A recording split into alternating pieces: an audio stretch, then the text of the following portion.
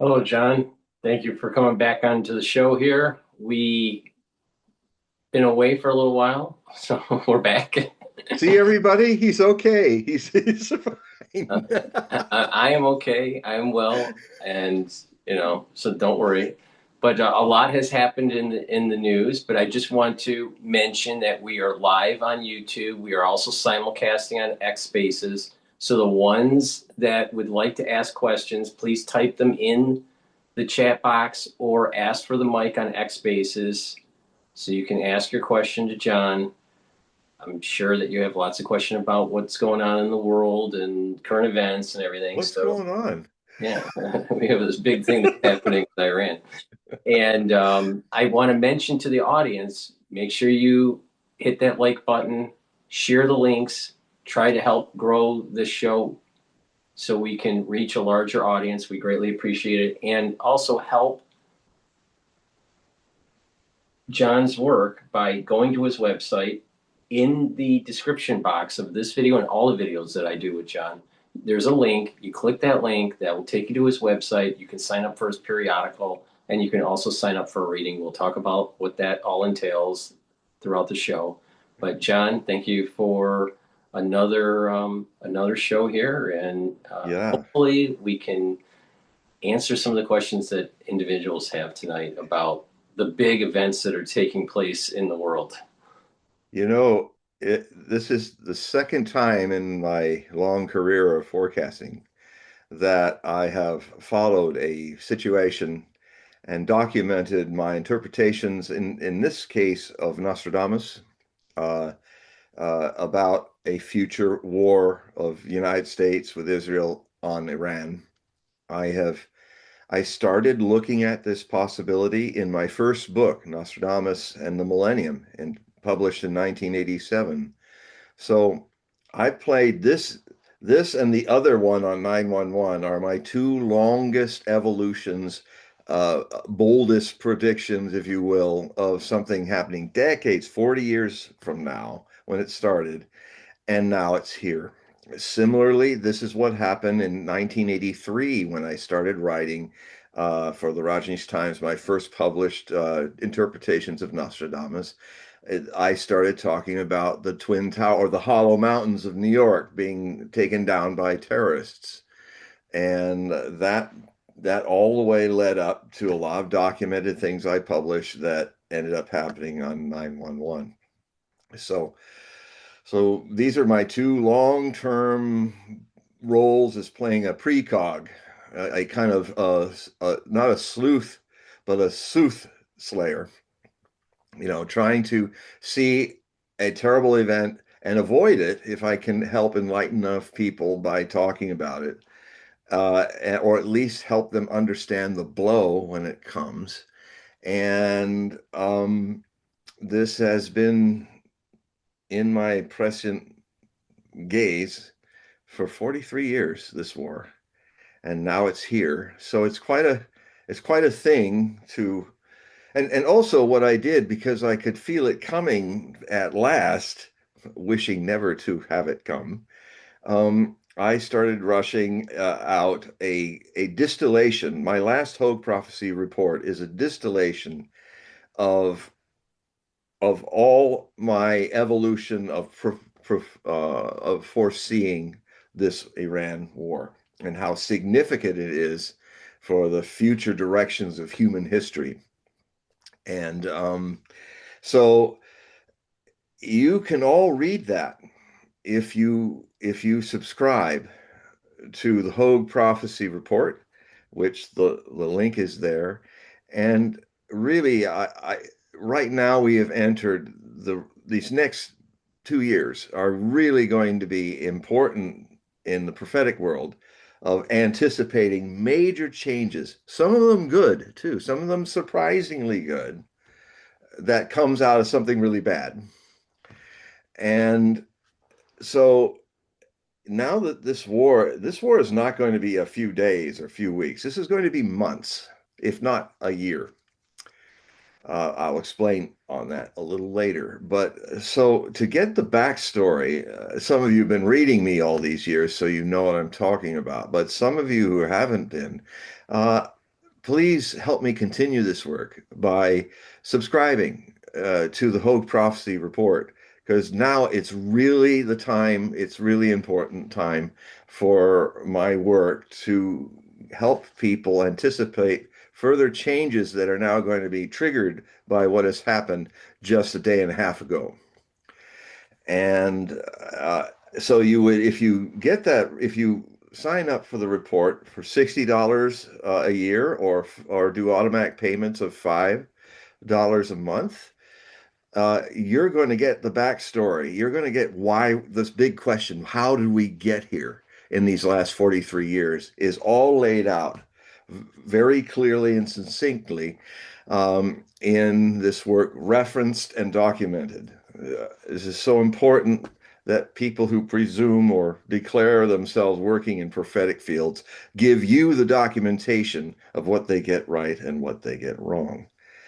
So please, if you've been feeling to do it, this is the time. This is the time to join the Hogue Prophecy Report. There's never been a more important time than now. I swear it will help. I think it will help all of us understand what's going on and how to respond and adapt to things that are coming, in the things that are coming. So it's an unusual time now, so I had to make my pitch on that first.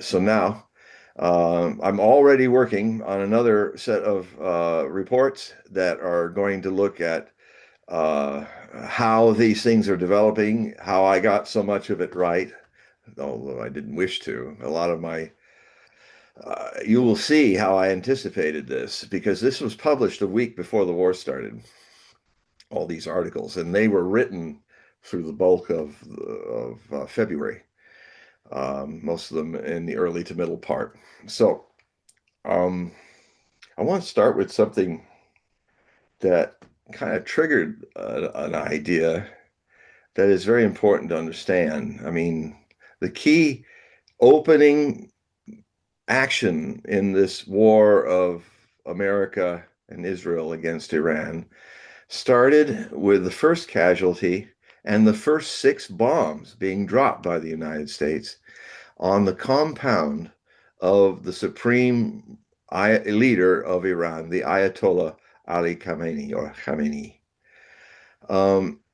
And a group of people that he was meeting with.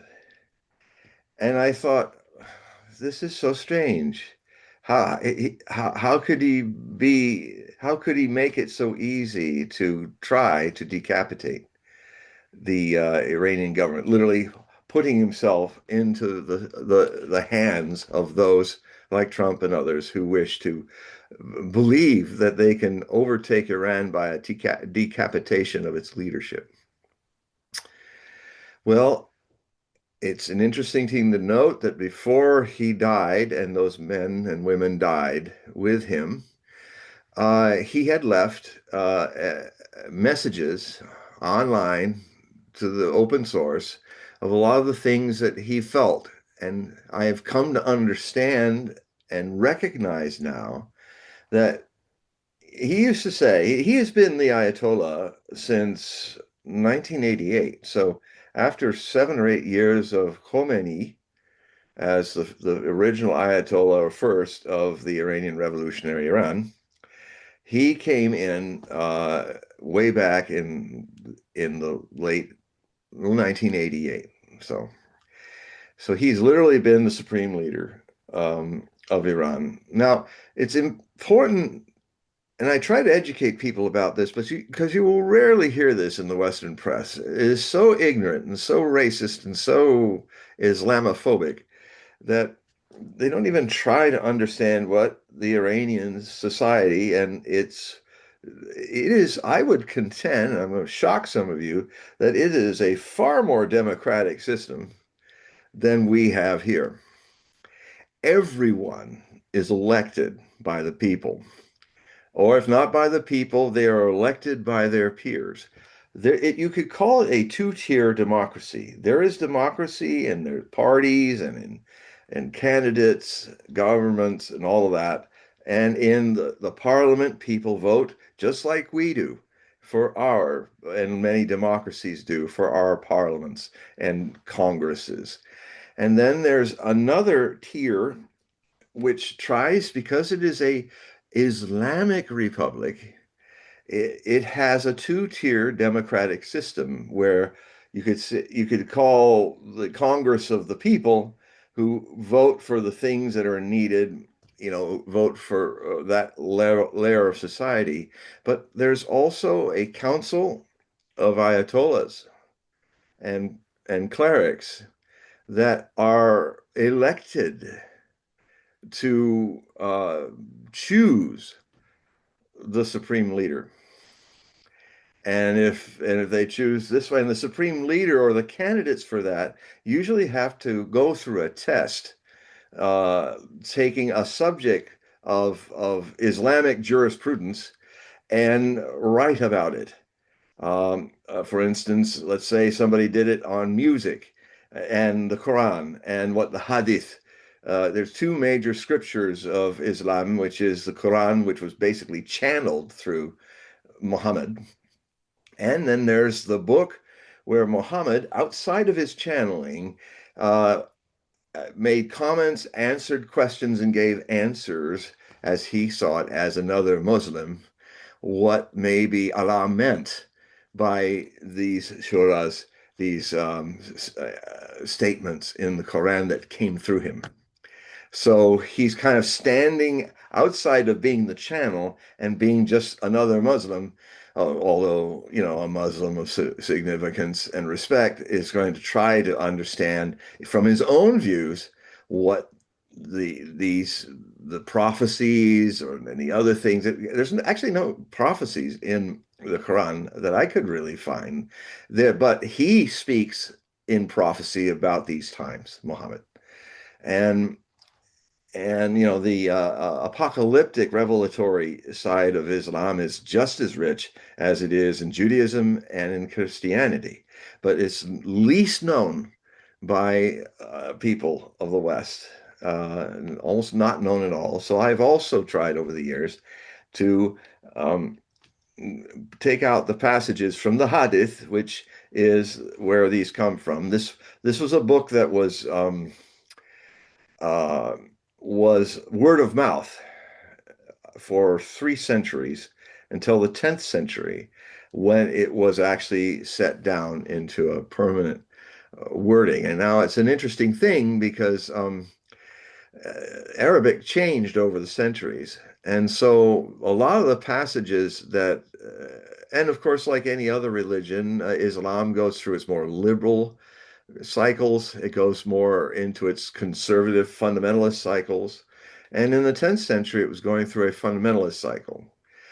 So there's a bunch of scholars in Ankara, Turkey, that are trying to separate in the Hadith anything that looks like it is written in 10th century Arabic, and trying to just and keeping only the things that are said by Muhammad that date back to the 600s, the 7th century, which was much more of a liberal look at Sharia law, holy law of Allah.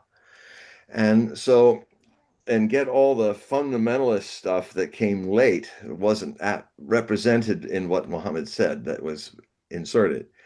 Um, I wish this would be a technique that people would use. I imagine some of you have seen Tucker Carlson's very interesting encounter with the ambassador, U.S. ambassador to Israel, uh, Mr. Huckabee, Mike Huckabee, or maybe Mike Huckaboob, who uh, was asked it was the only I thought it was the only honest thing he said that wasn't guarded. He let it out, and it felt so true because he said it with his whole being.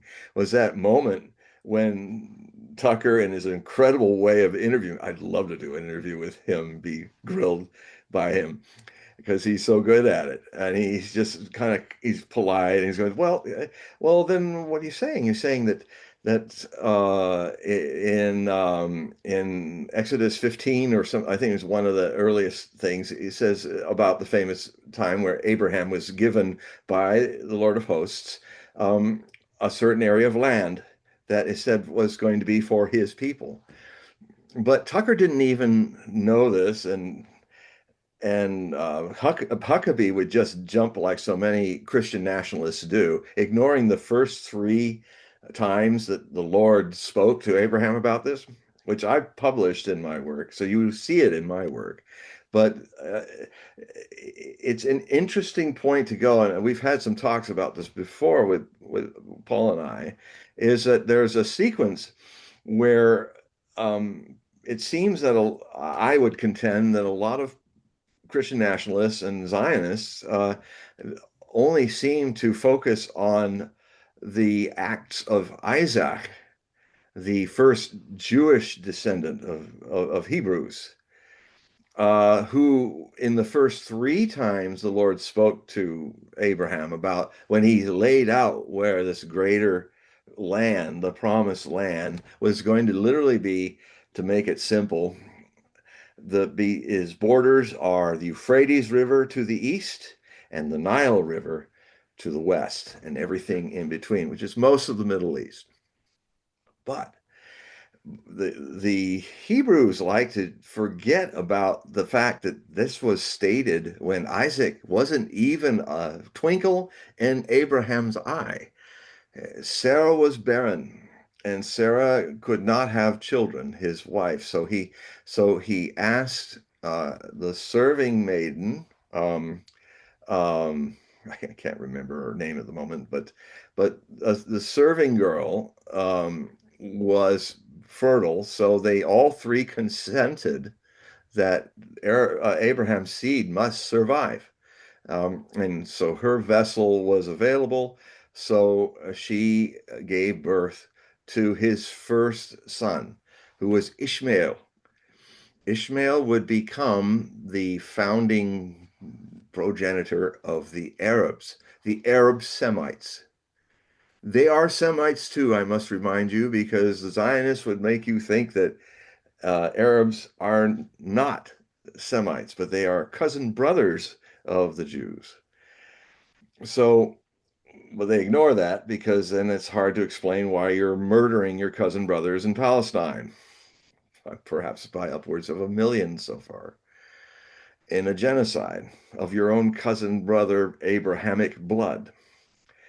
So, in brief, the Ishmael was a teenager by the time the Lord was telling Abraham of this area between the rivers that would be for all of his seed. Let me stress again, all of his seed. That's what the Lord said to Abraham. So that means that this thing that one part of the seed has decided is only their land, that is given only to them, Eretz Israel, the greater Israel. Um, and that comes in later stages, which I think those are altered. Something I've always followed is the earliest evidence before it becomes popular is usually the best. For instance, if I were saying if you really didn't have time to get into the whole brambles of UFO literature, I would tell you just read An Interrupted Journey. Read it because it's about the Hills, um, Betty Hill and her husband, that Barney what was they went to a psychiatrist because they were very traumatized by having lost 3 hours of their trip back home from a certain trip they were doing, and the psychiatrist was a pure psychiatrist, doesn't does it was not this is before UFOs really took off as a cult, popular interest. So he said, so he taped everything and had transcribed all their things, and he was a very good hypnotist because, as a psychoanalyst, because he did not suggest anything, and so And it's a real skill. And there's a lot of people that have written major books about close encounter third kind that basically the person was an amateur and say, "Oh, are you talking about the grays?" And of course, the person that's under a trance will say yes, because that's what happens when you're under a trance. If you're stimulated by anything that the person that's taking you down is saying. So it's like, um, if the person wanted to ask a question, he wouldn't say, "Were these the grays you were talking about earlier?" He would say, "Well, what did they look like? What were you looking at?" And then might say, "I see these figures." Well, what do they look like to you? These are the kind of questions that this psychoanalyst uses. So it's great to watch, I mean, to read, because this book, Interrupted Journey, is by John G. Fuller, is really like the three first passages of God talking to Abraham about what this land was all about and for whom it was for. And basically, I think that, Bibles are also written by human beings that have their faults. They're doing the best they can, but I think I rely more on the initial messages purported to being from God rather than all the stuff that passed down, which has a certain quality of, well, now God's updated it. Now he actually says it's Isaac and the Jews that it's all their land. My gut feeling I don't think that's true. Where I think, because here's the proof of it in a way. Here's Isaac. Isaac wasn't born. Sarah would later become fruitful again, and Isaac would be born. But the first seed of Abraham was ready to, through the servant girl, to have his entire seed be born of the Semitic race, with Ishmael as the first one.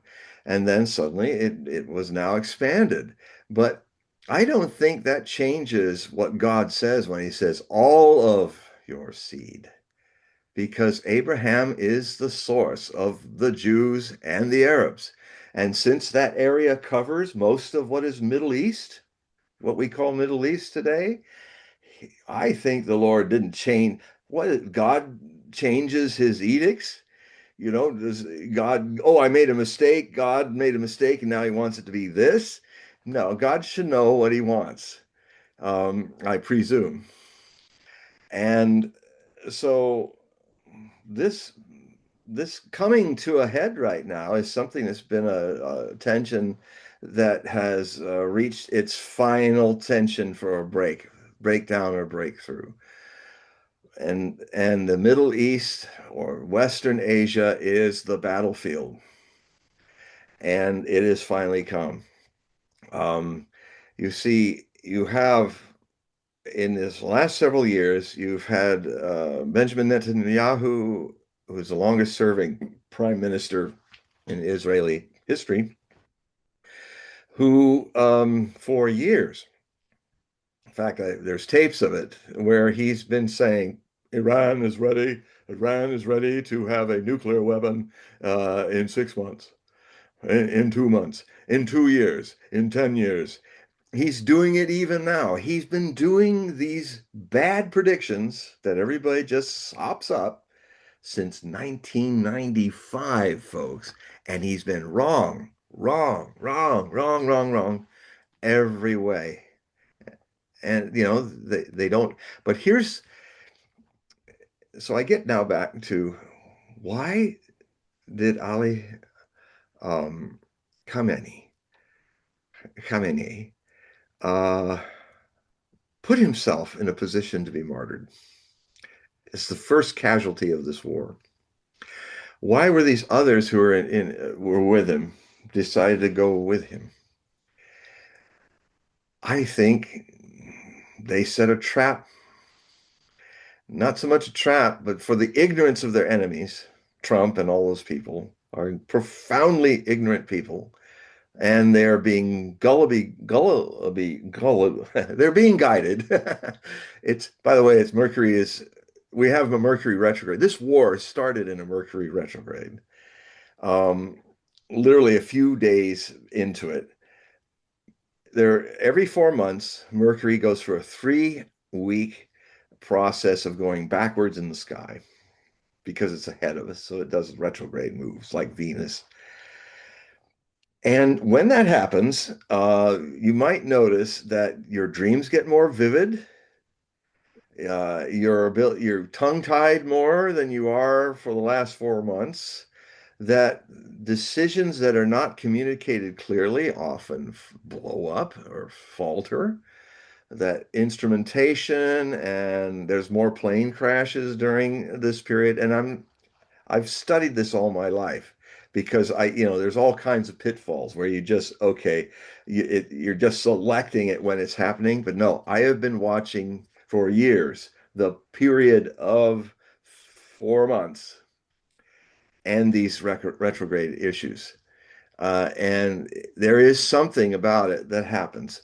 Usually a retrograde Mercury, because it's about your mind, and the Mercury, the messenger, your mind sending you messages, whether they're aspected to other planets to be garbled or enhanced, is how Mercury is aspected in charts of countries, as well as charts of people, as well as charts of religions.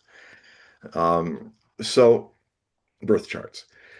Um, so, there's of all the passages through the zodiac, of the 12 kinds of retrograde that can happen with Mercury, the most powerful, the most obfuscating, the most spacey, the most gullible, the most completely gaga of them is Mercury in Pisces, because then it's an issue of the subconscious. Pisces is the doorway of the subconscious, the oceanic messenger, the mass message. It's also, where the subconscious is influencing your conscious world, with you mostly being unaware of how you're unconsciously motivated to make decisions like go to war or etc. So, um, I will be going a little further in some of the astrology here because it is most remarkable what's going on in the astrology. And with um, this war will be longer. I predicted that it wasn't going to be 5 days and stuff. I predicted that by mid-March, it would be entering its reckoning that would go for another month into mid to late April. And that's because of this influence, not just this line of planets. That's a very nice thing that's happening right now, all these planets lining up. But a lineup like that usually predates what is called a stellium in astrology. That means a massive conjunction of 4 to 5, 6 planets. Very rare. The stellium is in Aries. It will have in it, at a certain point, the sun and the moon will even join it in April. And when the sun is in Aries and the moon is in Aries, that would be around the new moon, around the latter half of April. And then there's also Mercury in Aries, mind. You got Sun, ego essence of a nation or of an individual. The moon, the emotional ruler. Either emotions are stable or unstable. You have the messenger of Mercury also joining them in Aries. You have Mercury conjunct. They're in Aries, but they're not really conjunct the sun and the moon. But Mercury then joins a conjunction of Mars, god of war, Saturn, reality or delusions, and Neptune, the ruler of Pisces. It's also the maker of earthquakes, earthquake-like changes, because Neptune is also not the god, only the god, the Roman god, like Poseidon, the Greek god. Neptune is the Roman name of the god of the ocean and earthquakes. So it's all in Aries. It it starts really influencing the end of this war, reckoning who is a wreck or a winner of this war. and it's history changing. All of you who are alive, and maybe except for a few people who are lingering, who were involved in World War II, in this current conventional World War III, which is now 4 years old, we're talking about even greater changes than happened at the end of World War II. We're literally seeing the whole post-World War II world start to disappear and be reconstituted in the next 2 years because of this war into another post-World War III world that is as significant a change for everyone on the planet as was the end of World War II, but even more so. So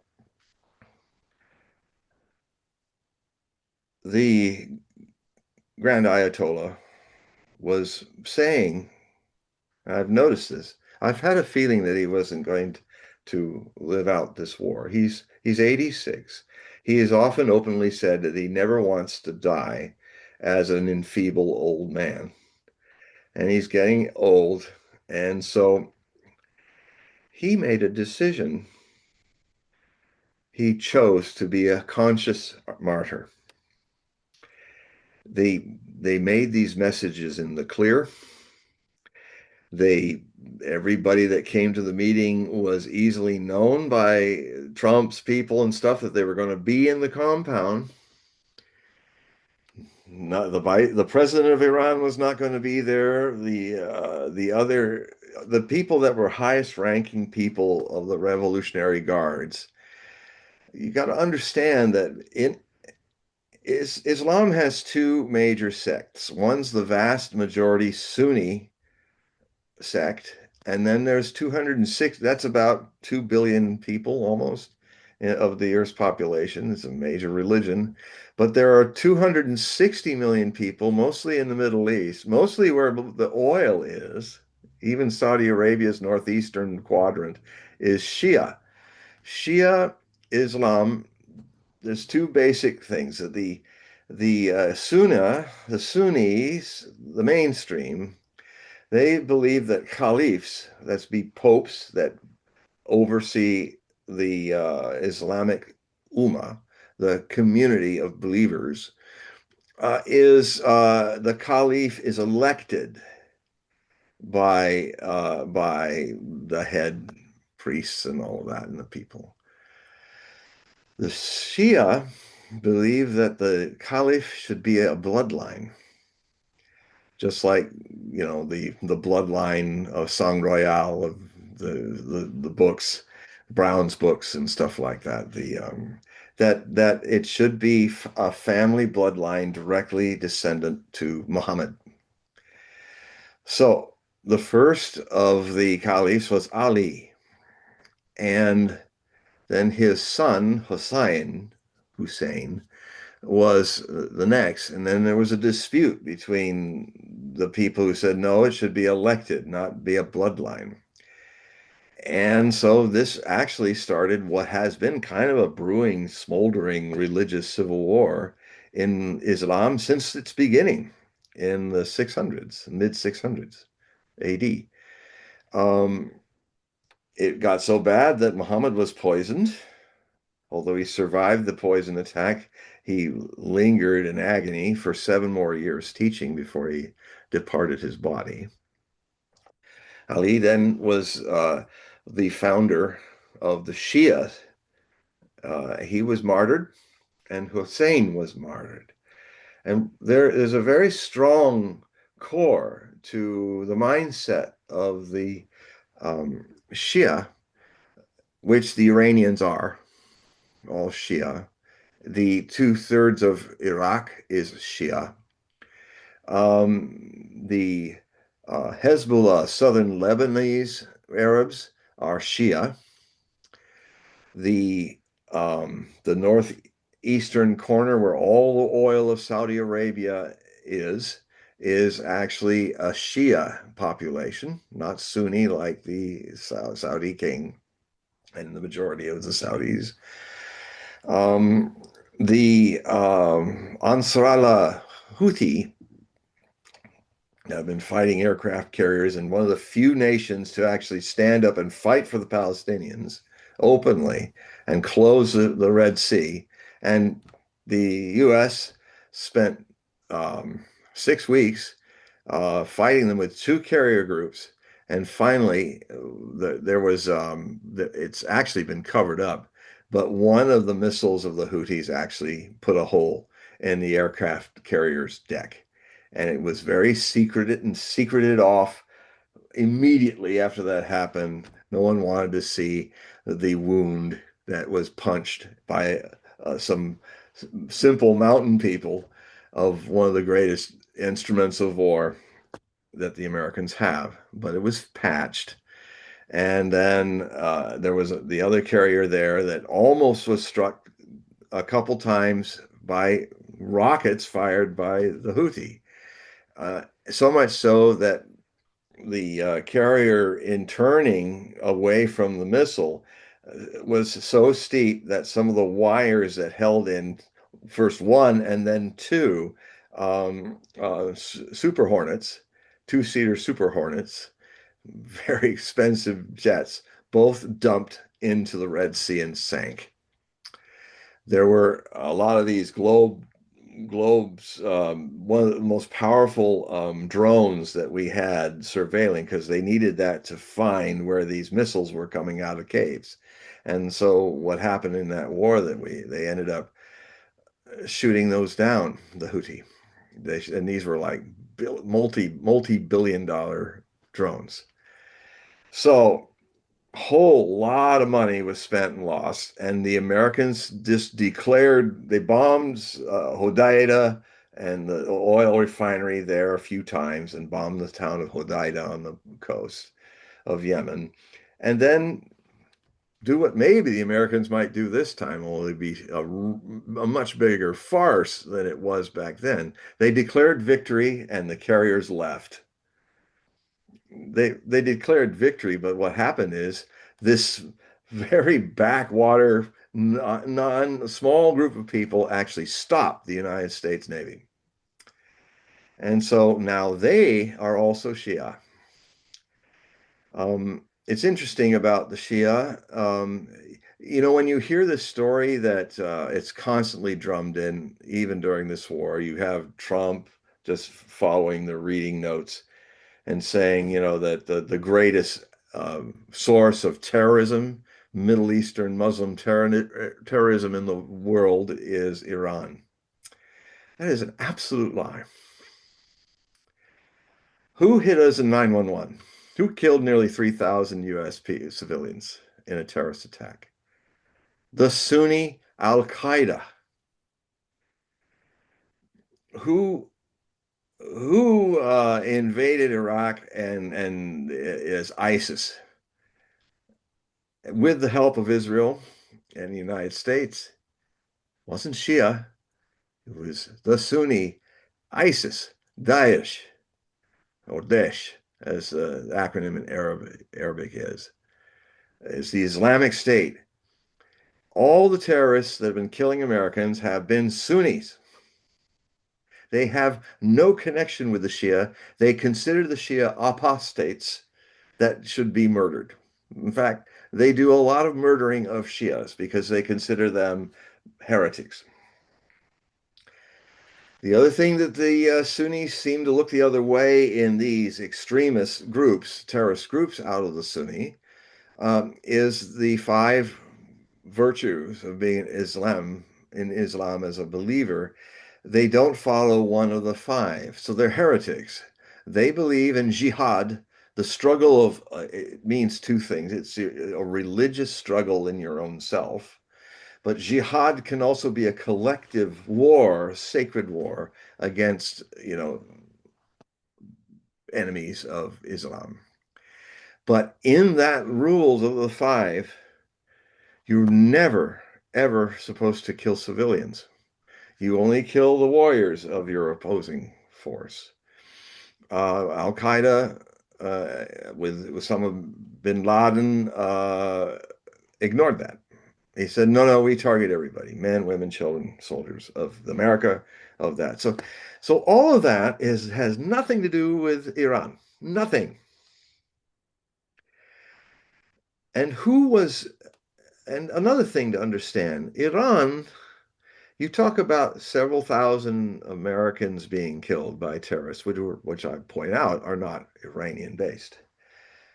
How many how many Iranians have the United States and its allies, its satraps like Saddam Hussein in the 1980s, during the Persian Gulf War from 1980 to 1988? Um, I was flying my first trip into to be become a sannyasa, a disciple of my master. Um, about 2 days into that war, and my Air India flight had to stay in Heathrow for an extra 10 hours. So we're in the lounge because they wanted to fly over this fresh new war zone at night. And when I see the airlines that are doing this now, as we speak, it really reminds me back because it's much worse. I mean, I'm seeing some amazing photographs out of jet windows, civilian jet windows, of Iranian contrails of all these rockets rising out of a sea of clouds and starting to go towards Israel, and then other things coming back. I thought that was happening when we entered the Persian Gulf because I saw it on fire. There were all these fires across it. And then I looked closer and realized that they were the exhaust fume flame pipes for distilling oil. And so I was crossing over that Shia part of Saudi Arabia. But I thought Saudi Arabia was on fire from the war. So we managed to get through without further hitches. In fact, we were fine. But I'm thinking now the people that are flying over that right now are really getting a very dangerous show, and they're in the crossfires of it. But the Iran-Iraq War was a war that Donald Rumsfeld, um, in George H.W. Bush's, the father of Bush Jr., in his administration, they came and they provided all the means and satellite technology from the US and all the equipment that could make mustard gas and other World War and cyanide gas. And they literally, the United States gave weapons of mass destruction to a Sunni dictator and encouraged him to make his invasion to grab the Arabs, this Arab Azeri state that is in the westernmost province of Iran, where most of the oil is, to seize that. And the Iranians responded by defending themselves, and they eventually pushed the invading Iraqis out of that region. That's when Rumsfeld came and helped Saddam Hussein out, and they said, "Well, gas them, launch gas on them." On these Iranian forces. At least 300,000 of the 500,000 Iranians that the United States helped Saddam Hussein kill, well, thanks to United States weaponry and instruction and building of chemical weapons to do it. It's amazing that they're so, whenever they meet Americans, even now in Iran, how friendly Iranians are to them, given that our governments have been killing, at least we've killed 500,000 of them. What would you do if Al Qaeda had killed 500,000 Americans? Just it was bad enough that it was just under 3,000, but we have killed 500,000 of their people. And now, not once but twice, have we lured them in with Trump saying, yeah, we're negotiating. And just like what happened in June when the surprise attack happened with the Israelis attacking Iran, here's Trump saying, hey, we're really close to a breakthrough. I'm looking forward to the Iranian diplomatic team coming, and we'll sort this out this weekend, or on Friday. And what he then did a few hours after that, he he agreed to a decapitation attempt on the Iranians that killed 1,000 people, killed dozens of nuclear scientists and their extended families and their neighbors in apartment buildings that, they didn't selectively take out these people. They literally razed whole apartment buildings full of innocent people, men, women, and children, people that were not even family members and family members, wiped out whole families. And they did this all across Iran. Um, and And then the Iranians, after 18 hours of their Pearl Harbor attack, got their stuff together with some help of the Russians, ended the stuff that was interrupting their signals for their anti-missile batteries. And then they started pounding in what was called a 12-day war. They pounded Israel almost to its just where it was literally Netanyahu was calling Trump and said, you got to somehow make some kabuki here and make a strike here and make them have a strike there and end this, because if you don't do it, we're going to launch nuclear attack on Iran, because we are losing this. We are going down. Um, and Israel is going down because these people have these missiles. They've used their missiles in such a way. They use all their old missiles to make the David Sling and the THAAD American batteries, as well as the Iron Dome. Literally, when you're firing on a ballistic missile, you have to at least fire two missiles against it. And we're seeing it again in this war. The Americans and are probably going to sustain this brutal attack, devastation of Iran for about 1 to 2 weeks maximum. But then they run out of weapons to defend themselves, because the Iranians they're launching their missiles. Iran is a vast place. It is the size of Western Europe. It's mountainous. I've flown over it many times. You would not want to fight a country. Imagine if you were in the Spanish Civil War in the high Sierra Mountains of Spain, and imagine that an area the size of Western Europe. And you're going to go and try to find all these caves that are across the entire country with underground cities of missiles. And now what's happened since the last time is the Iranians have improved upon it. They most of those missile launchers are decoys that have been destroyed, and I can see the same decoys are getting destroyed again. The Iranians have doorways that open out of the ground and make the missile rise, and then they fire it. So, you got to catch them. You got to do whack-a-mole in a place that's so vast, where you're constantly being painted by radars that are now Chinese advanced.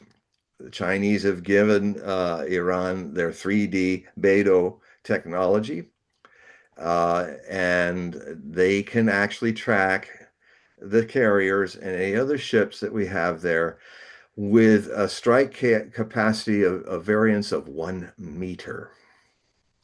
So, but those missiles aren't going out yet.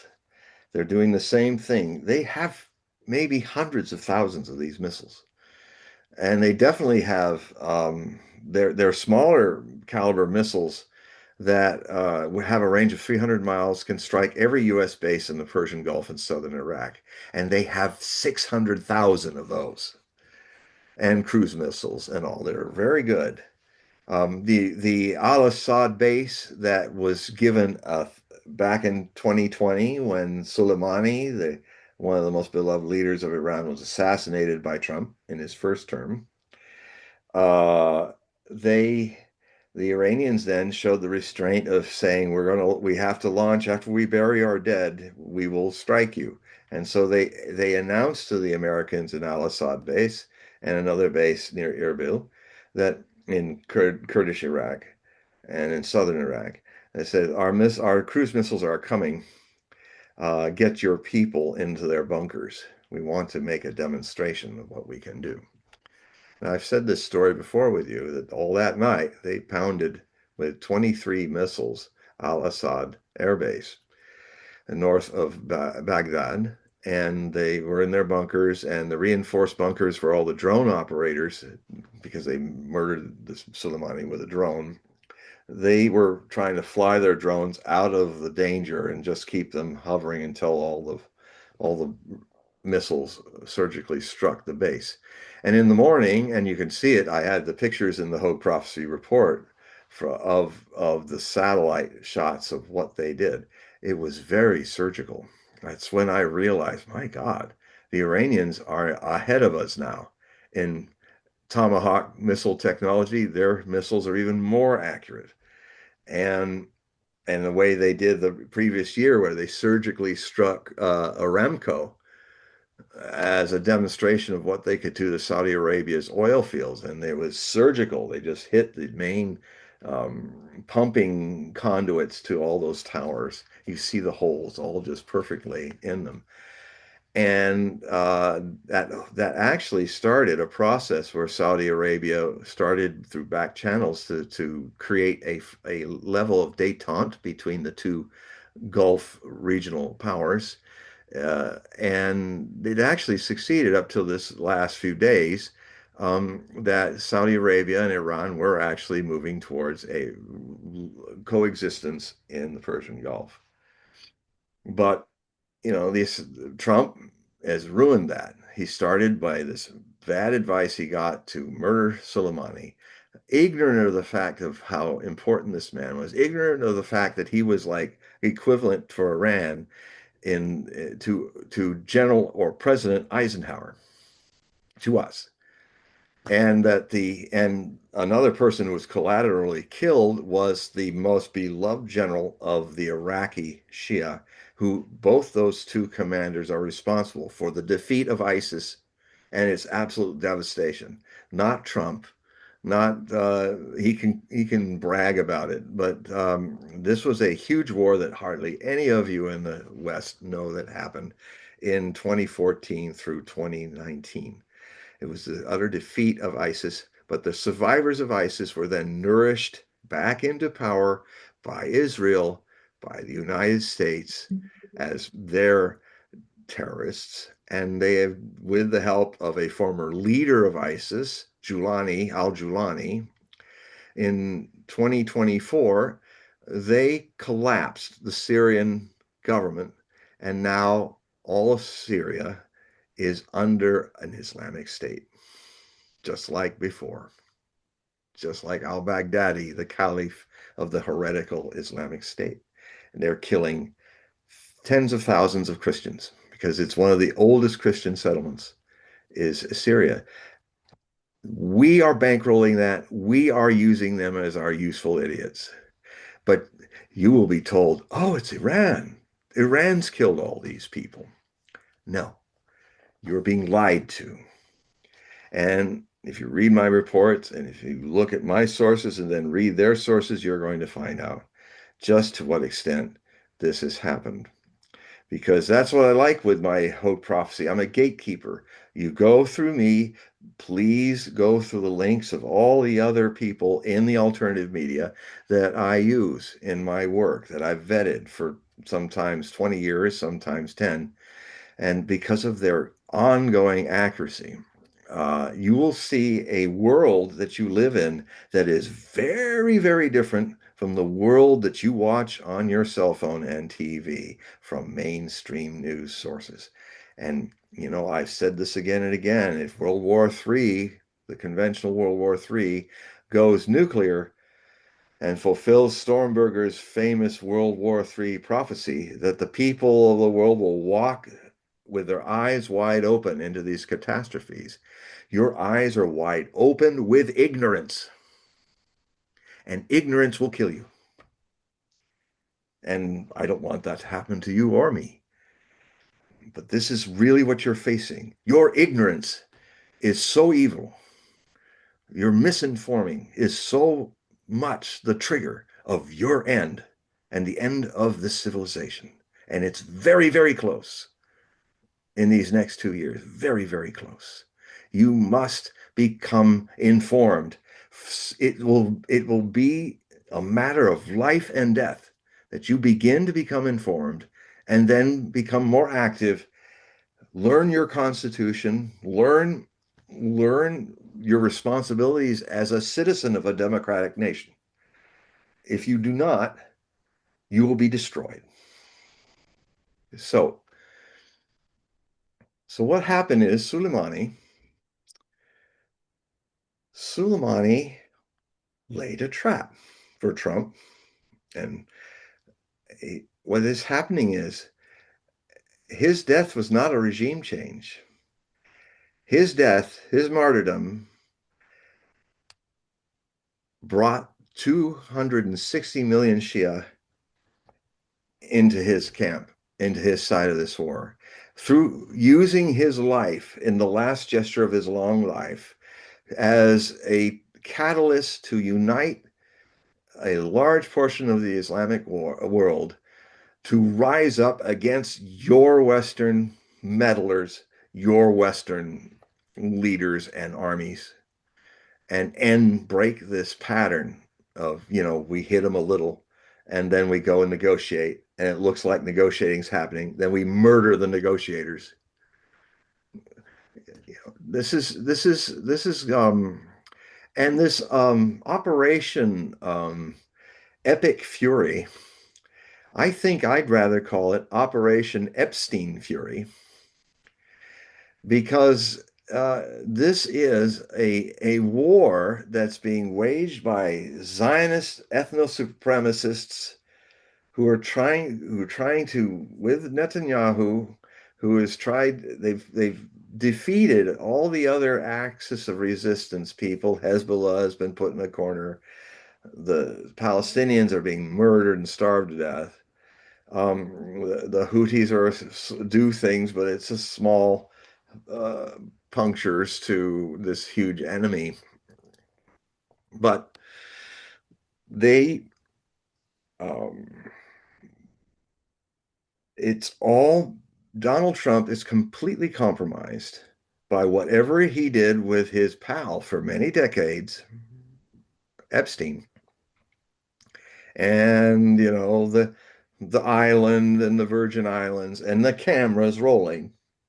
They didn't just take pictures of the Prince Andrew fellow, former Prince Andrew. He's compromised. And not only is he compromised, but Zionist AIPAC, which is a doorway for Zionist money and corruption influence, has corrupted our Senate and our Congress, the House of Representatives. You just dial it in AI and look at how much money AIPAC, which is a front for the Israeli government, Zionist Israeli government. I make a distinction. It's equal to making a distinction between Germans and Nazi Germans. It's the same thing.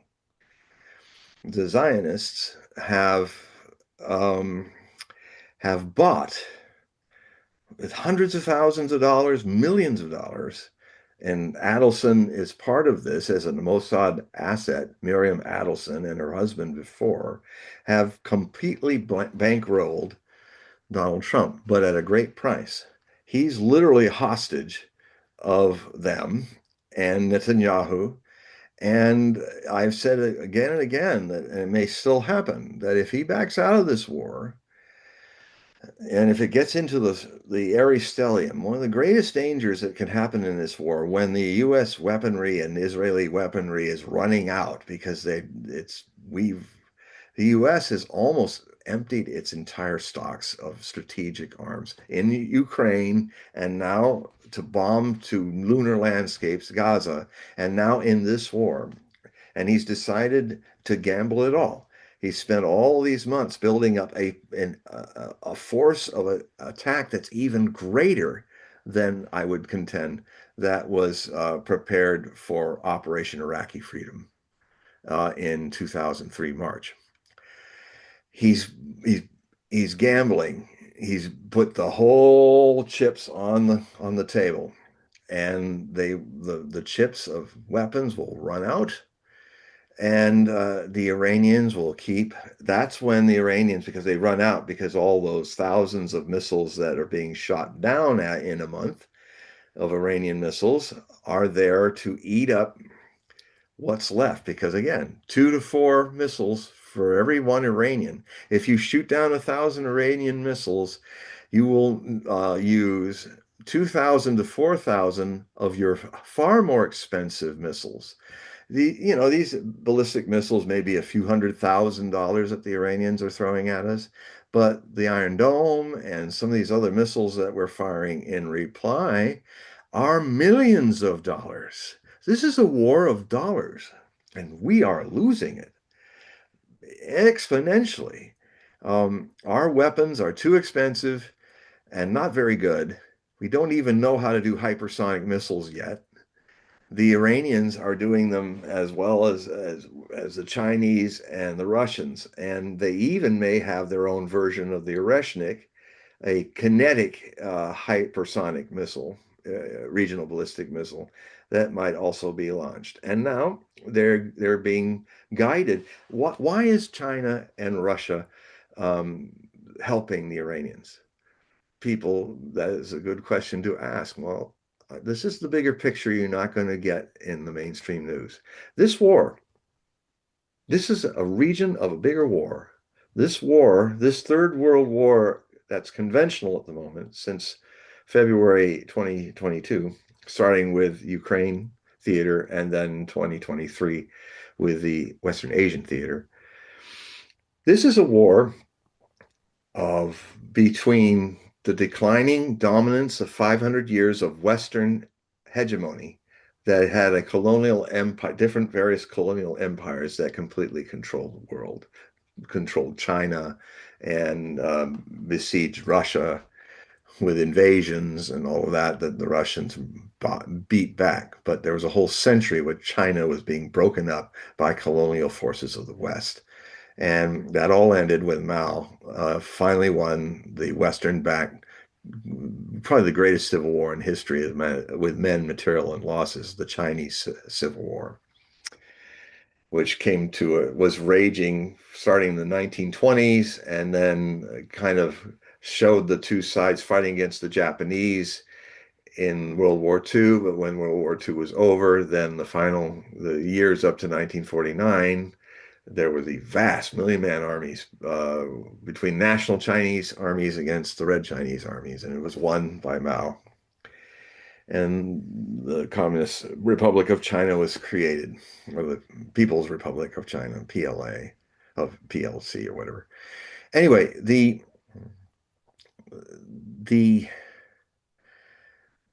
they're helping because the Iranian leadership, Moscow and Beijing, know that this war America is leading with the European satraps and potentially in the Taiwan theater with Japan, which has become a fascist nation again.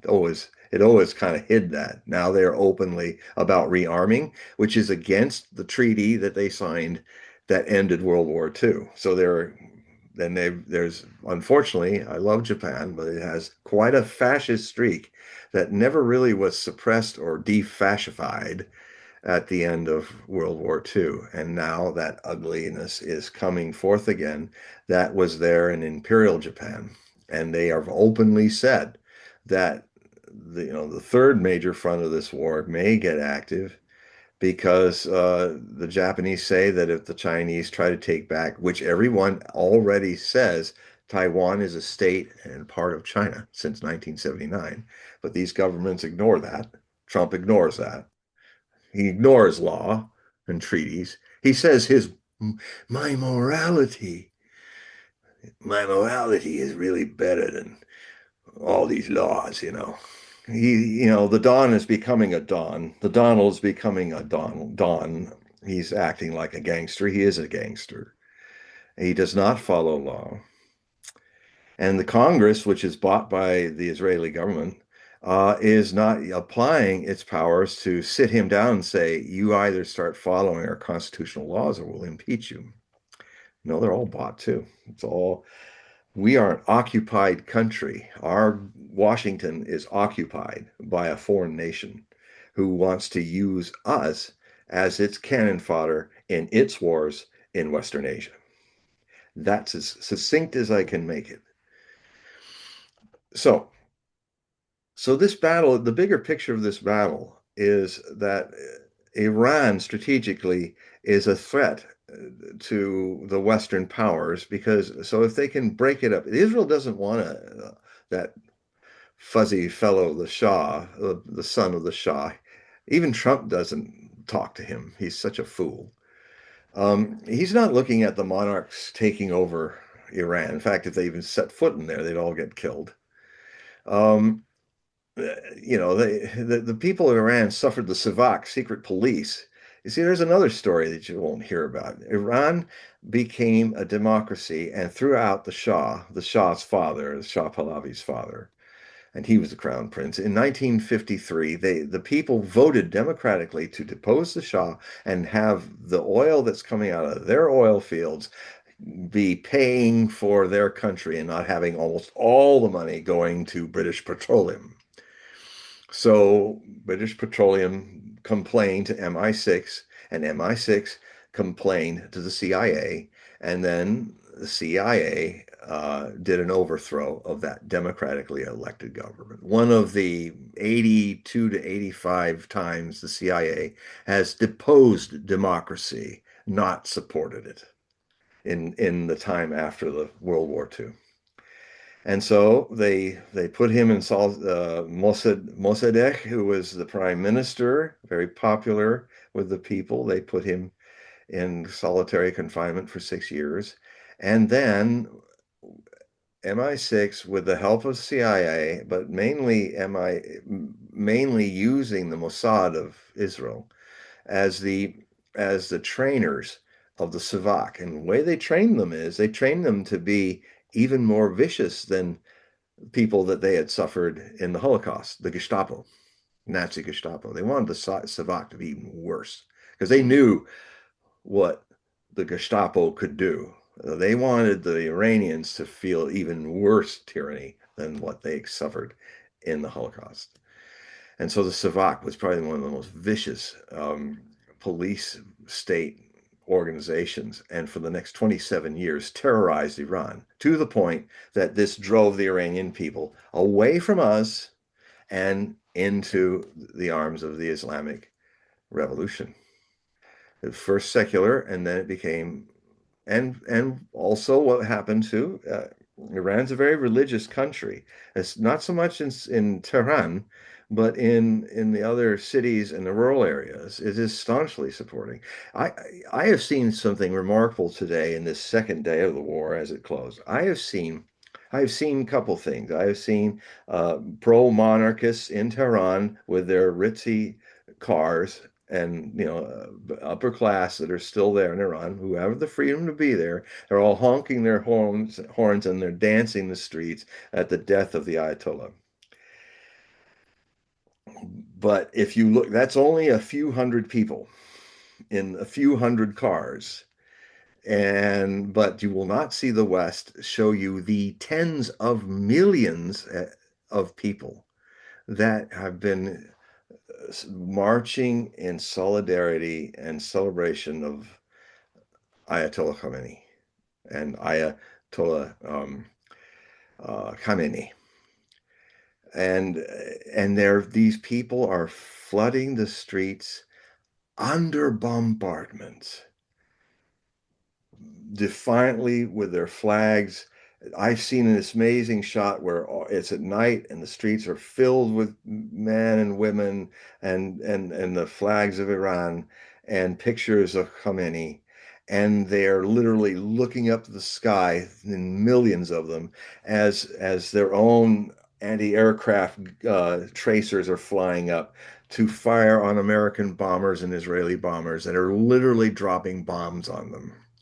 That's a people you can't defeat. That's a people who took, unlike the West, that's a people who took on what the Ayatollah did to choose martyrdom. Okay, here I am. You want to take me? You think that's going to end with me dying? It just begins. And what he did, because you understand the culture of martyrism and Shias, the Shias even fell in love with him more then they loved him already for doing that. It's like Jesus standing up and say, "Okay, I don't need a Christ. I don't need a cross.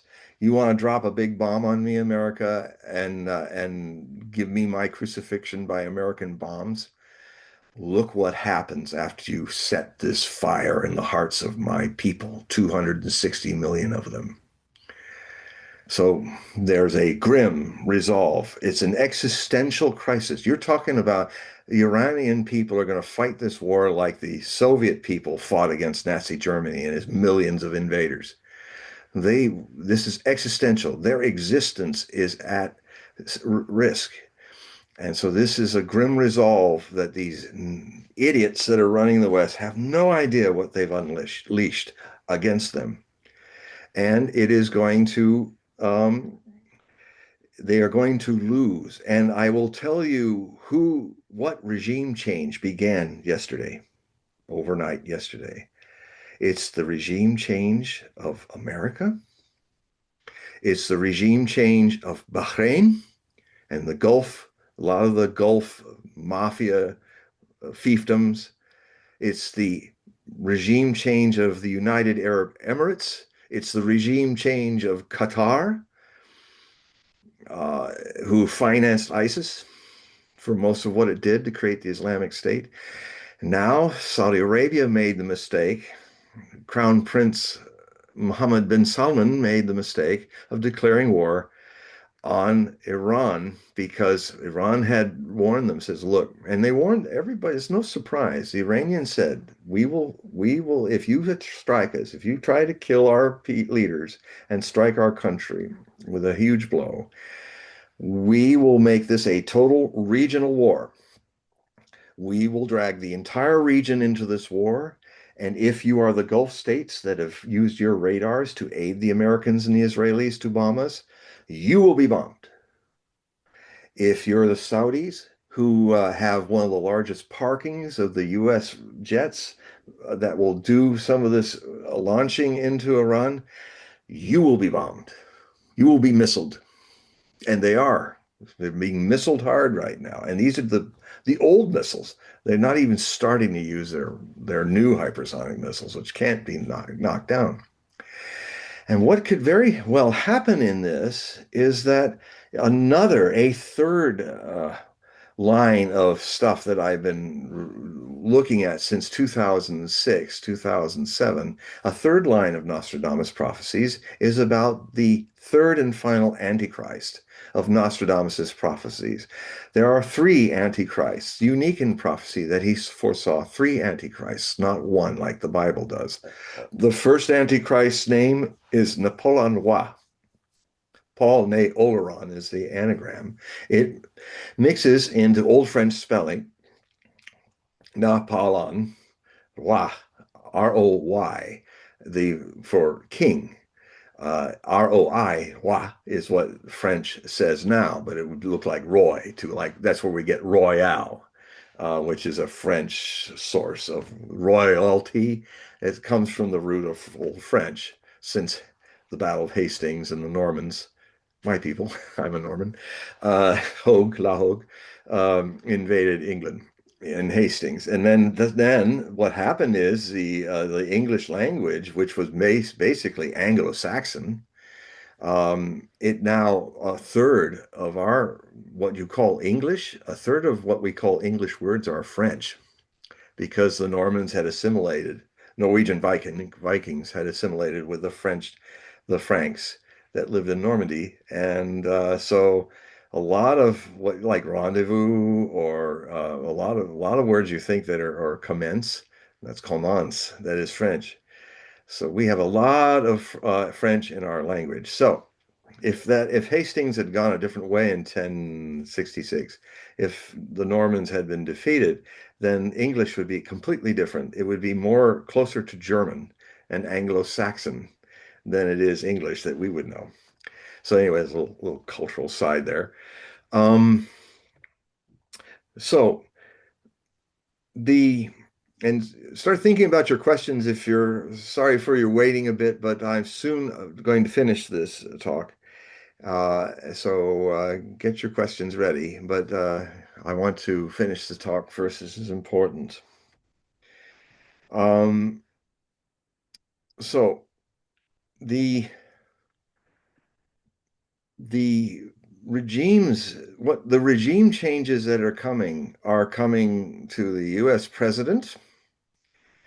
If he loses this war, which he will, um, and if he tries begging for some show of token actions to call peace, that is never going to happen. They're done with us in that trick, murdering their peacemaker. I mean, my God, what kind of a bestial nation have we become that we welcome people into negotiations and kill them, not once, but twice? What kind of barbarity has this country descended to? Well, when you have a fascist entity that has bought and sold the government, um, we become like the fascists.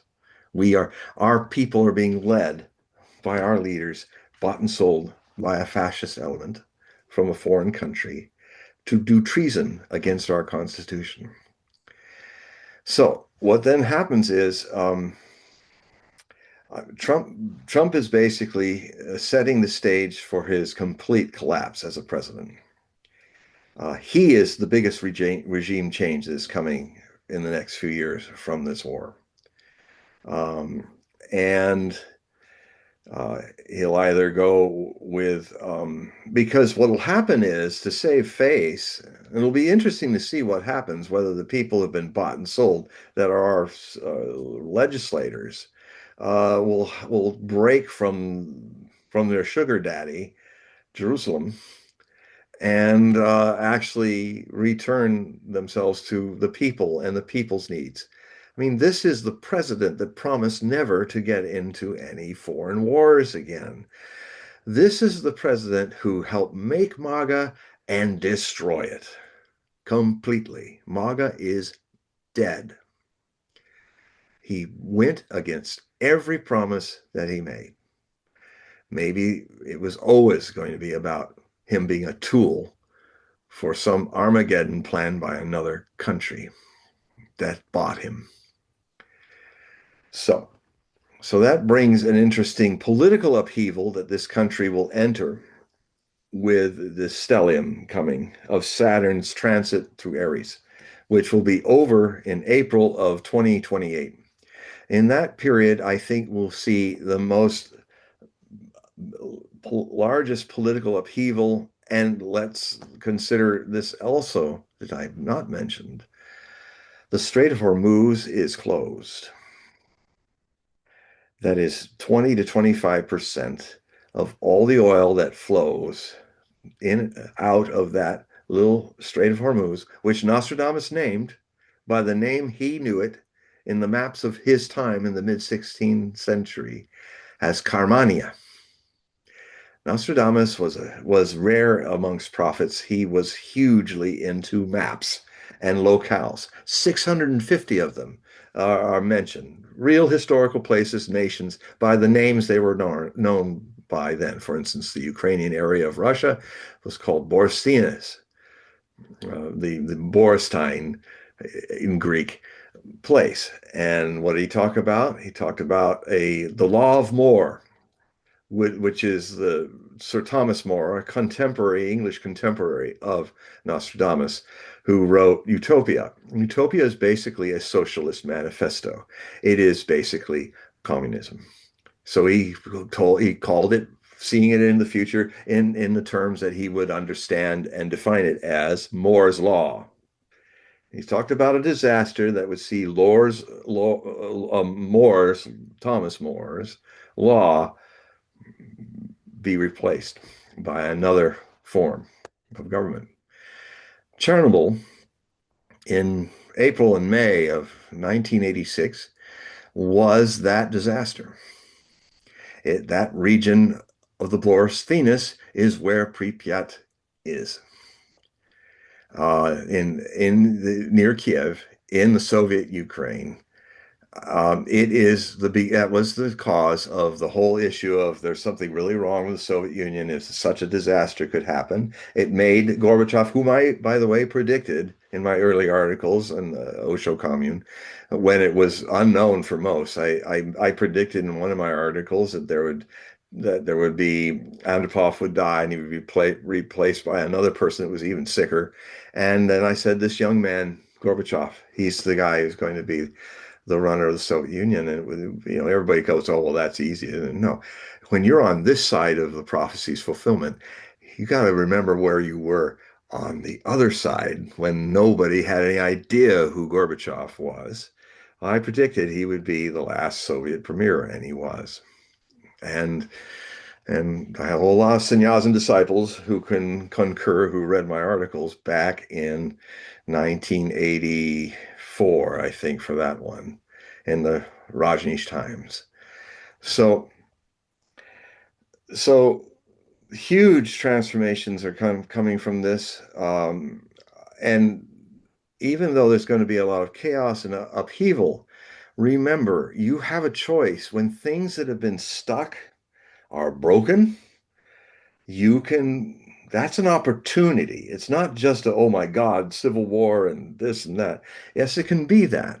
Economic collapse, I mean, we're going to see, a depression from this. This will be the beginning. Our Western economies are very fragile. And Trump has been throwing billions and billions of dollars into these military Venezuela and now this. I don't know what level of money he's burning away. He's probably going even over budget for the military industrial complex with all this money that he's throwing at this. There's no end to it. Well, there is an end. It will lead to a U.S. defeat, which will be a shock to the world, which will be our version of he really shouldn't call it the Armada. He likes that name, like the Spanish Armada, but he's too dumb to remember what happened to the Spanish Armada. The Spanish Armada was decimated by the English in 1588. Philip II had sent this huge armada of 130 war galleons with an army that was in Dutch region, Belgic region, that was part of the Habsburg Spanish Empire. And the Duke of Parma and his army would then be shipped by this army over the British Channel to defeat England at the approaches of London. And so the big battle happened that actually they used fire ships, the English, to confuse the Spanish galleons to cut their anchors and go north, following the north wind into the North Sea because of these fire ships, which would set them all on fire. And thus the Duke of Parma had no ships to send over to England. So the Spanish galleons, which had been in three or four engagements with the British, who were lesser numbered, but they had longer cannons that could reach farther, so they could stand off and shoot at the galleons. Well, they all went north, following the North Sea winds. It's getting into October, and what they decided is that they would go back to Spain, lick their wounds, go back to Spain by going around Scotland, but then navigating to be far enough outside of beyond Ireland to go into the deep Atlantic, deep water navy as they were, and safely then do a long arc around and navigate their way back to the harbors of Portugal, which was part of Spain at that time, and Spain. The Spanish Empire was at its peak at that time under Philip II in the 1580s. Well, they miscalculated the navigation and they ended up too close to the Irish coast right when the October gales began. And then another huge portion of the Spanish galleons were crashed upon the rocky cliff coast of Ireland. And the wrecks, and then the Irish came and killed whoever survived the wrecks. This loss of the Spanish Armada, when it finally tattered and what was left of it went back to Spain, that was the high water mark of the Spanish Empire, the Spanish Habsburg Empire. That was the beginning of a long decline. This war, this armada, is a repetition of the same foolery. Donald Trump is playing Philip II. They were also ignorant of a lot of things about they didn't the greatest admiral, one of the greatest admirals in history was going to be the admiral of the Spanish Armada. And if he had been, I think we'd have a very different history. He was his name's really long, but he was really a good admiral, one of the greatest in history. But Philip, because he was so truthful to the king, Philip didn't like that, so he shocked. Everybody was shocked. He says, "Well, no, I'm gonna." He picked this idiot, basically. He picked a Donald Trump to run the Navy. This Segovia, I think was his name, when this prince. And he was just a dolt. He didn't know anything about Mariner. He's probably one of the reasons why the navigation didn't work.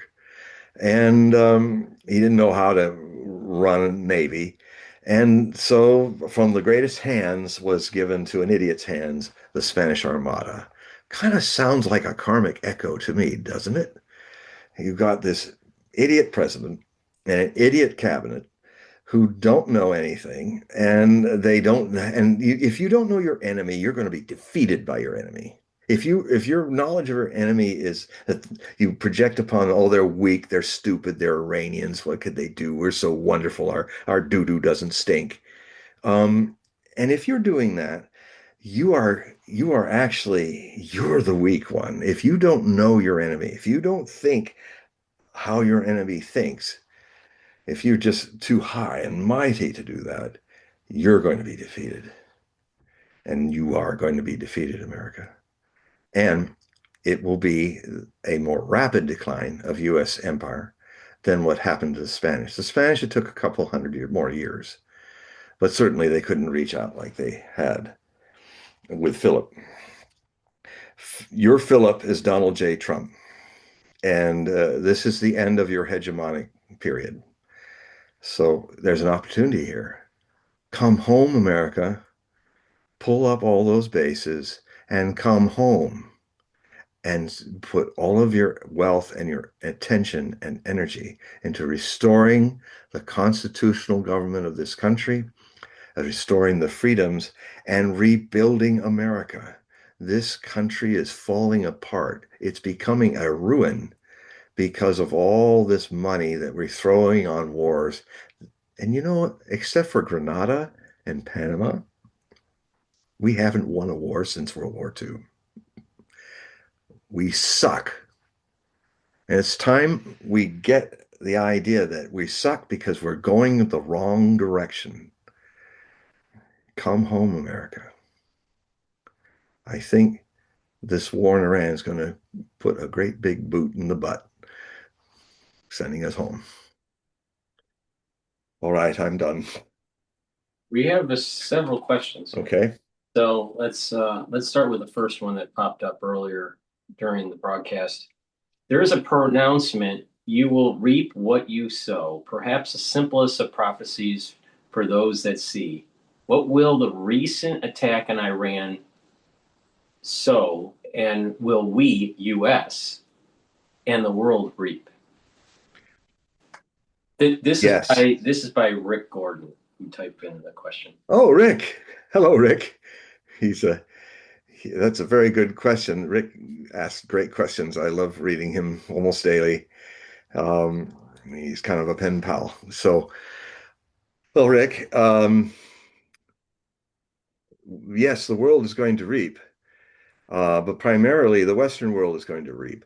Primarily, this war is a war against the BRICS nations, which are aided along in the future and fortunes of the three most powerful, influential countries that are part of the BRICS global majority, which is basically a very positive thing that you'll never hear about in the West because you wouldn't hear positive things if you lived in Nazi Germany either about what's going on beyond Nazi Germany. A similar problem we have here is that if we're in the West, we are coming to everything comes in cycles, whether we like it or not. And we've been involved as the pinnacle of power in a 500-year process, which is coming to an end, which will see the West be a backwater where Eurasia and the global South will be the real history makers, for better and worse, of humanity for the rest of this new century. And we can, if we wish, take care of ourselves and redefine and come home to our virtues, because it's so unnatural for Americans to play hegemonics. We we left, our founding fathers and mothers left the hegemonic Europe and the tyranny of Europe to just be a republic, to be away from all that, from not going out and fighting dragons and stuff that we don't need to do. There was a virtue in our isolationism, and it just happened that when we became a big power in the world to be, economically and all this, the temptation was that we would finally get involved, starting to slay the dragons that Europeans and other people always seem to fight and get in trouble with. We started in World War I. We lost 110,000 dead and a quarter million wounded in 10 months of combat in the Western Front. But we were the tipping point that was the 1918 was the dawn of America as a world power. But it still was isolationist. In fact, a lot of Americans came out of the experience of World War I absolutely disgusted with, like they were thinking, what the hell did we do? Why did President Wilson send us there? We got lost a lot of people, and it was to help other people win their stupid wars. So there was a very healthy, I think, reaction to that, response to that of American people. They said, let's let Europe solve its own wars, fight its own wars, and let's just live in our home and make it wonderful and not be bothered by these fighting overseas issues. We left Europe because of that. Why are we going back there? Now, what then happened is World War I was just an unsolved chapter, first act of what is called by certain German, like Eugen, a really good historian, German born, who was a professor in UCLA. And he coined the phrase of the second 30 Years' War of Germany. Now, 30 Years' War was in the 17th century was a 30 years where Protestants and Catholics, mostly German states and Bohemian states, raged in this terrible war that killed half the population of Central Europe. It was so terrible that it created the whole Westphalian concept of treaties, which kind of the dawn out of all those people, millions of people killed. It was the dawn of modern diplomacy, modern statecraft. How to talk your way out of wars more than just after there's been winners and losers. That's one aspect. There's many more. That's a bit simplistic of me, but it was a big change. That changed course of history because of the horrors of those wars. So what happens is Germany fought for 4 years in World War I, and then there was a 20-year pause, and then fought another 5 or so years, 6 years, and it all comes up to 30 years. So that's why he called it the 30 Years' War. And that was the only previous time when large tracts of Germany was a lunar landscape, ruins, depopulated. It was back from 1618 to, well, 30 years after that. It started then and it ended in the end of the 1640s, 1648, I think. And so they had a second 30 Years' War with two world wars. And these were triggered by fascists. The Imperium gave birth to Hitler and the fascists in Germany. And we have a problem with fascists again that haven't been there since World War II. We have a fascist state that is Ukraine. It is turned into a fascist state. You will not hear this. And the Americans helped it in the Maidan coup to create the Stefan Bandera fascists running the show in Ukraine. And they viewed the Russians, which were 25% of the country's population, as subhuman as Jews, like Nazis. Germany did. And they literally terrorized them and started massacring them. But the Russians united and they formed militias like we did, and they fought back in eastern Ukraine. They fought for 8 years. And while NATO armed and expanded the fascist run Ukrainian armed forces to the point that in 2022, when they tried almost in July, they tried in April 2021 to ethnically cleanse the Ukrainian Russians out of eastern Ukraine. But the Russians put their forces across the border very fast there, and they stepped back. But they were going to try it again. I saw it, I predicted it, and it happened. And I predicted on Coast to Coast AM when 2022 was dawning. I said, early in this new year, we will start the Third World War in Ukraine. And what happened is the Russians preempted that invasion in February of 2022. They finally heeded the demands and the requests of Russians in Ukrainian Russian states who wanted to join the Russian Federation. They finally said yes. And then ever since then, now, this is a war of liberation for the Russian speaking parts of Ukraine, which will eventually consist of Kharkiv, the Donbass regions of Lugansk and Donetsk, Zaporozhye, already Crimea, and Odessa. These are part of the Novi Russia, who were never a part of Ukraine in any time of its history. They were forced to be part of Ukraine by the Soviet system. Big mistake. And a whole huge other part of land that was part of Poland that was ceded to Poland when the Austro-Hungarian Empire collapsed. And in that part, called Galicia, which is now what we call the eastern bulbous thing to the, if you look at the map, look at a big area that reaches deep into Europe. That's Austro-Hungarian Polish Galician territory, and that is the main place where you find the Bandera Nazi movement. And when they took over the government with the U.S. help in the Maidan coup, um, backed by the U.S. and aided, they started to say, okay, if you're a Russian Ukrainian, you can't speak Russian anymore. You have to only speak Ukrainian. You can't worship anymore in Russian Orthodox. You have to drop that.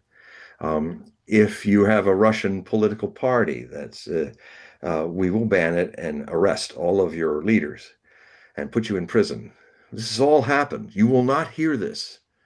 You will not hear this in your Western media. You will hear it and see the footage and the documentation in the Hogue prophecy reports. So, so anyway, this is the situation. I'm giving another big picture here, but there are the Ukrainian front is also going to erupt.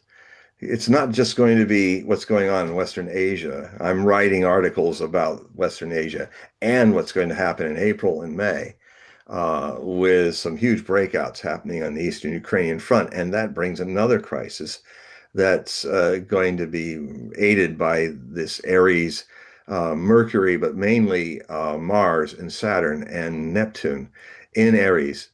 War, very bellicose, not, but also out of war comes great changes, great opportunities to grow and see certain regimes collapse. And that could also happen in the United States. And then there's an opportunity then for people to get back involved with their governments and and aid them in growing in a better way. But if you sit on your butts, you will have more tyranny than you've ever imagined. And so don't let that happen. I'm here to tell you the bad stuff so that you will do the good stuff that's potentially possible. If you make the right choices, stop being ignorant.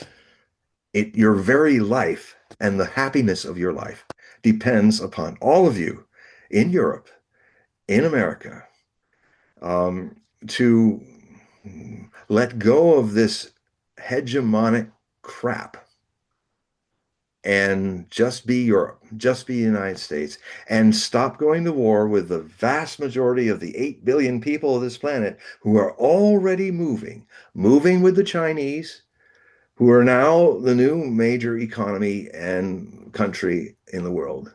But they are not going, when they go to countries, they don't put bases on the countries. They build roads, they build train speed things. They are trying to help. They want a stable world. The Russians and the Chinese are trying to build, with the BRICS nations, a stable world that that can trade freely with each other, and people let countries that are sovereign, respect for sovereign countries, let them grow in their own speeds. Don't you come in and go, you should be like, don't, this Puritan American stuff. Don't do it anymore. It's not helpful.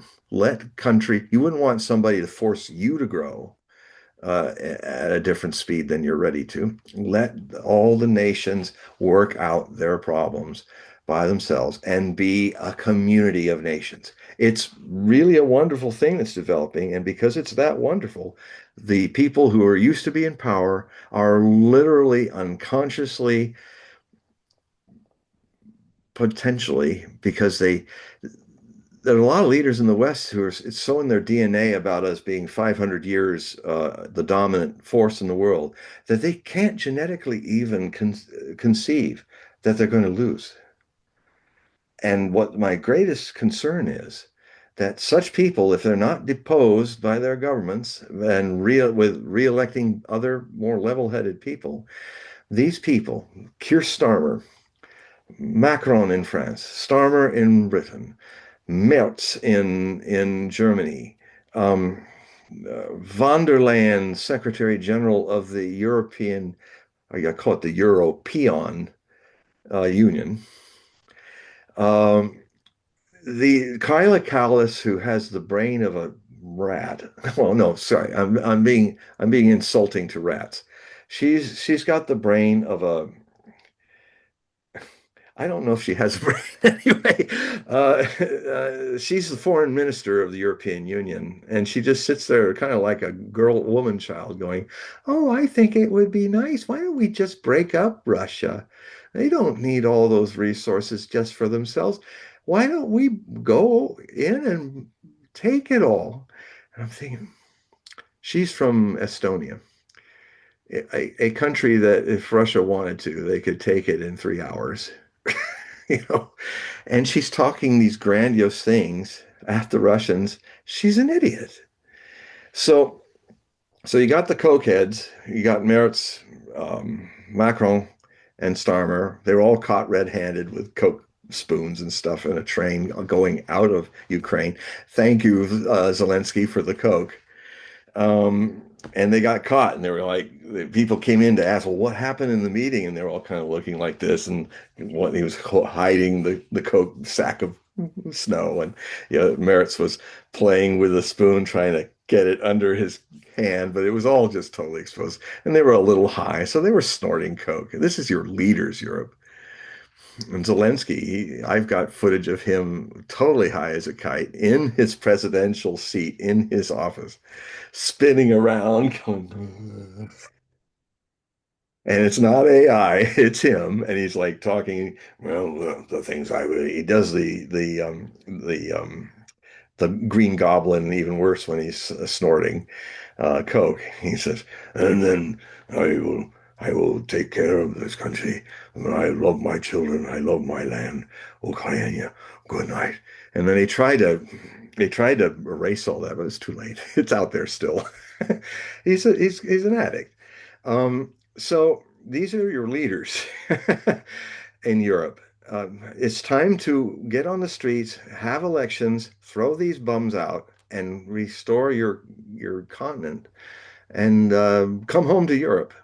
So, so anyway, this is there's just so many things to talk about, but to back to this. And so this is what you're reaping.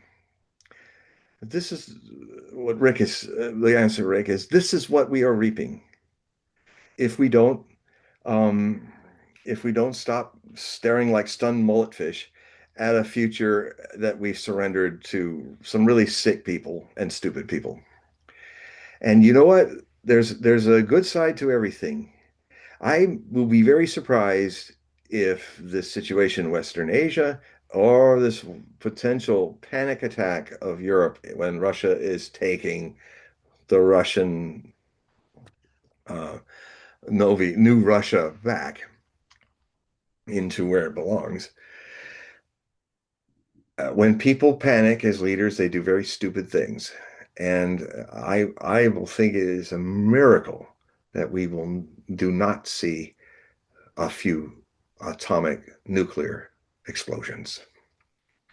Even my master, Osho, when he wrote about these times, way back in 1983, he said, there'd be such chaos, and he's talking about climate change and the change of weather and all of that. Now the governments would be crazy, and he said, and it would result in some cases to nuclear explosions, quote unquote. He didn't say the whole thing, and that's what I'm hopeful about. Again, I am all for something that wakes people up. And the positive side of something as stupid as somebody launching a tactical nuke in a situation, which could really happen. When you're America and all your conventional stuff is crap, what do you got left? You know, if you can't actually decapitate the Iranian government, well, why not drop a couple hundred megaton bombs on Tehran? You'll decapitate it for sure then, but what a world you will have then. So these insane things I'm voicing are possible in the astrology I'm seeing. They are possible. They don't. You don't even need astrology to see the situation. If you can't load your guns and win this war with Iran in the next 3, 4 weeks, what do you got left? And if you are the United States just bugging out, what's Israel going to do? What are the Zionists? What is Netanyahu going to do? What is the man who has already threatened when they're losing back in June of last year, threatened Trump that he's going to use nukes on Iran unless Trump didn't get in and fight, which he did. He was ordered basically by Netanyahu to do it. So they did some kabuki, dropped a few bombs on Fordo, and then told the Iranians, okay, you can destroy the radar in Ayudid, Qatar, and then we call it quits. And then that's what they did. But the Iranians are not going to ever do that again. They're not going to do that again. And so they're going to fight. They're going to fight now until it's over. And they can do this. They planned even for it to be a year. So, the Americans say, okay, well, we backed out, and the missiles will still keep coming from Iran, more and more and more modern. And then the Iranians will probably say, all right, these are our terms because we've won this war. It's not about negotiation now. We are telling the terms of ending this war. And we will not stop firing until you sign it and the whole world has seen it. We will keep fighting until you do one, lift the sanctions on Iran. All economic sanctions are dissolved. Two, you have lost the right to tell us what to do with our nuclear industries. You have proven, by killing our Ayatollah, you have you have replaced him with the new Ayatollah. There's a new one now, and he has always been against the fatwa. The man that's kept Iran from having nukes, you killed yesterday. You idiots, you killed him. He's now being replaced by a much younger man who thinks that the fatwas, holy laws can be changed if the situation changes. And he's basically right. We've made him right. He's saying, well, the West has proven itself to be barbaric, uncivilized, and murderous. And so we need a deterrent. If we have a nuclear arsenal that can wipe out Israel in 6 minutes, that's when we start talking. Why is North Korea still in one piece? Because it's not Gaddafi's Libya that gave his weapons away, trusting that the West is such a wonderful, civilized world. No, once he did that good deed, we killed him. And Libya is still a failed, ruined state ever since. What have we taught the world? You better have news because you can't trust us. We are not trustworthy people. Trump and Democrat or Republican presidents are not trustworthy people. You're monsters. And monsters, maybe you brutes need this to get your attention. So we, the murdering of Khamenei, the Ayatollah Khamenei, has opened now Iran to make nuclear weapons. They will have them now as deterrence because of they will follow the Islamic law. This was the other way it could be followed. And guess what? The whole people in the streets were chanting for it under fire across the cities of Iran. They were like saying, "Give us nuclear weapons to defend ourselves, or to prevent being attacked." You know, it's that's. And then the other thing they would say is the IAEA has to Israel has to sign to open its nuclear program to the IAEA and the United Nations so that we can see exactly to what extent we're up against. You know, and so the victors dictate the ends of wars, and Iran is going to win this war and great cost to its people, like the Soviet Union, who really won World War II for us. It's going to be hard for them, but they are standing up. They're finally waking up to it. And we don't have the tools and the weapons to work that out. So this is forcing us back into upon our own homelands and selves, Rick, and everybody listening to it. And then comes the next phase of this is a lot of upheaval and activity to kind of redefine what it is to be Americans.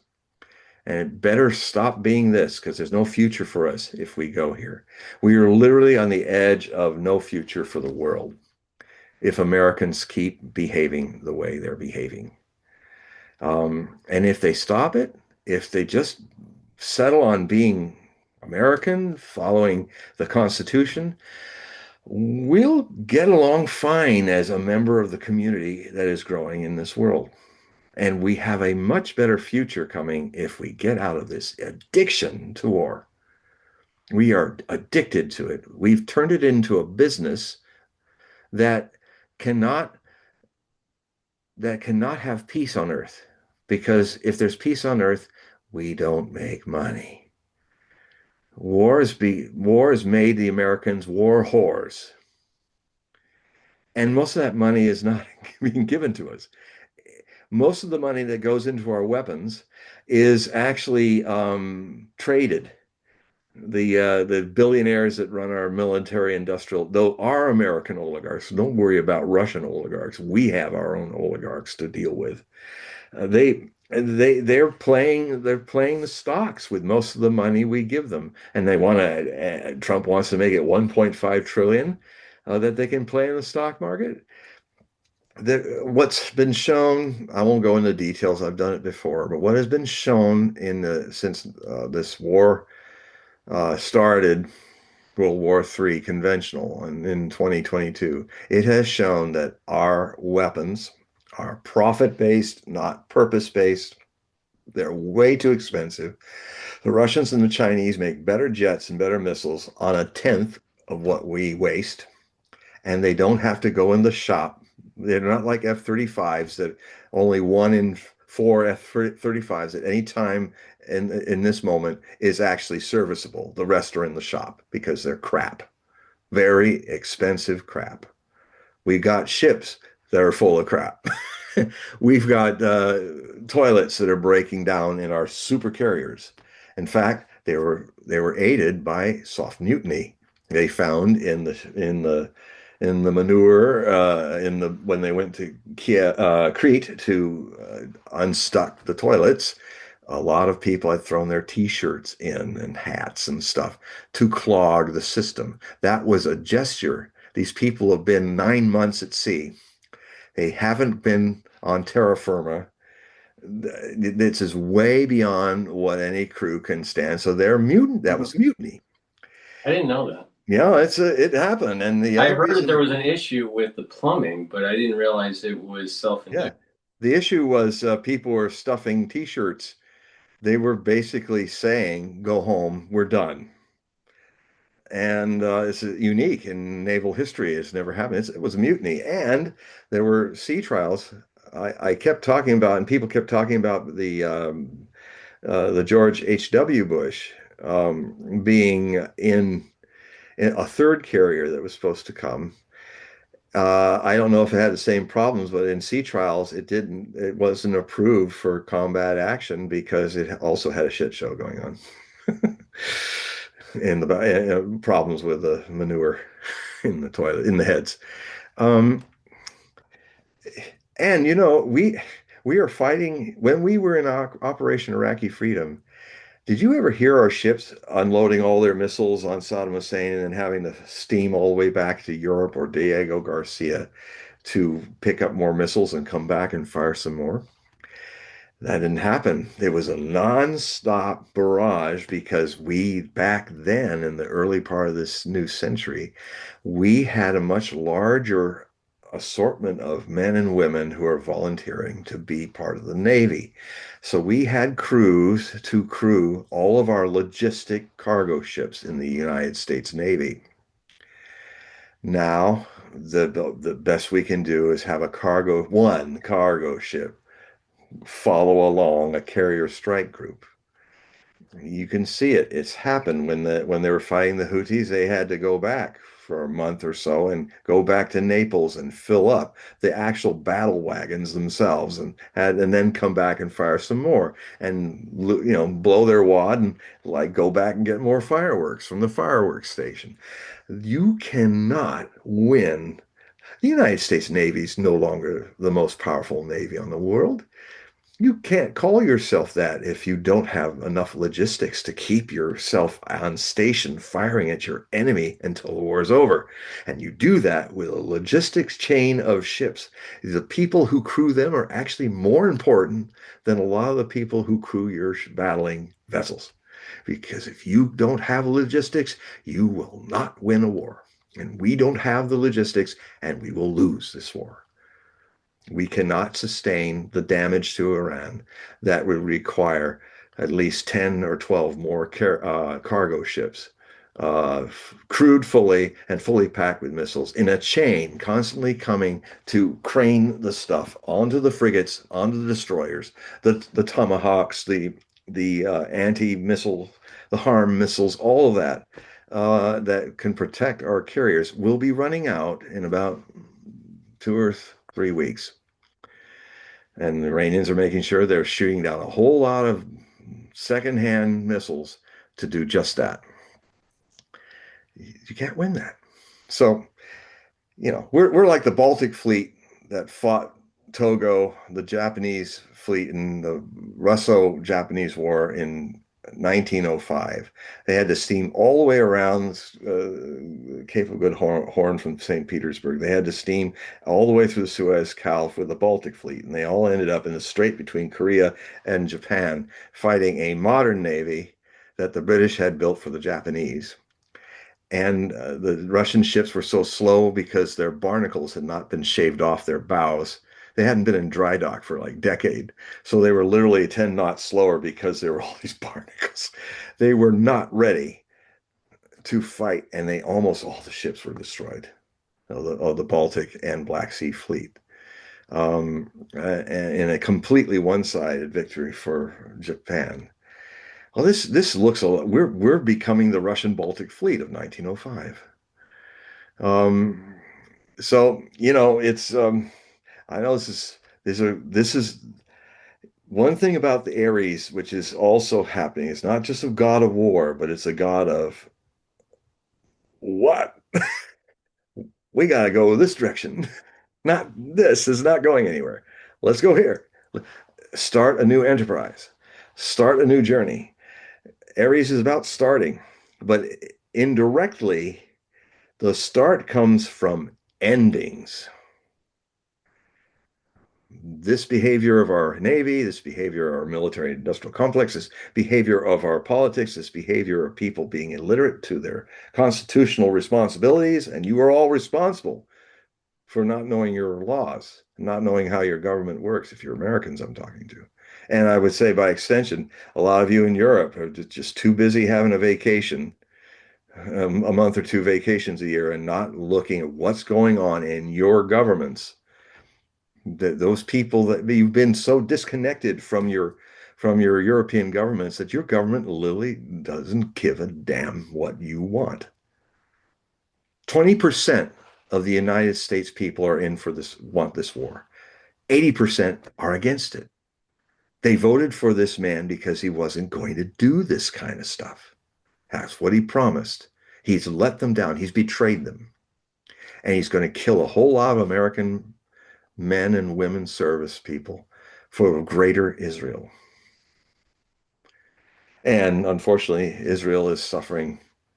Some of the devastation I'm seeing already. This war is not even 2 days old, and with the old missiles, because the Iron Dome's there's hardly any Iron Dome rockets going up. I mean, they're going whatever's going up is going fast. I've seen Patriot missiles. I saw a thing where a Patriot battery in Israel was at night was just launched. It was doing the very it's a very wasteful. You push a certain button in the Patriot system. They never were any good since the Gulf War of 1991. They're crap.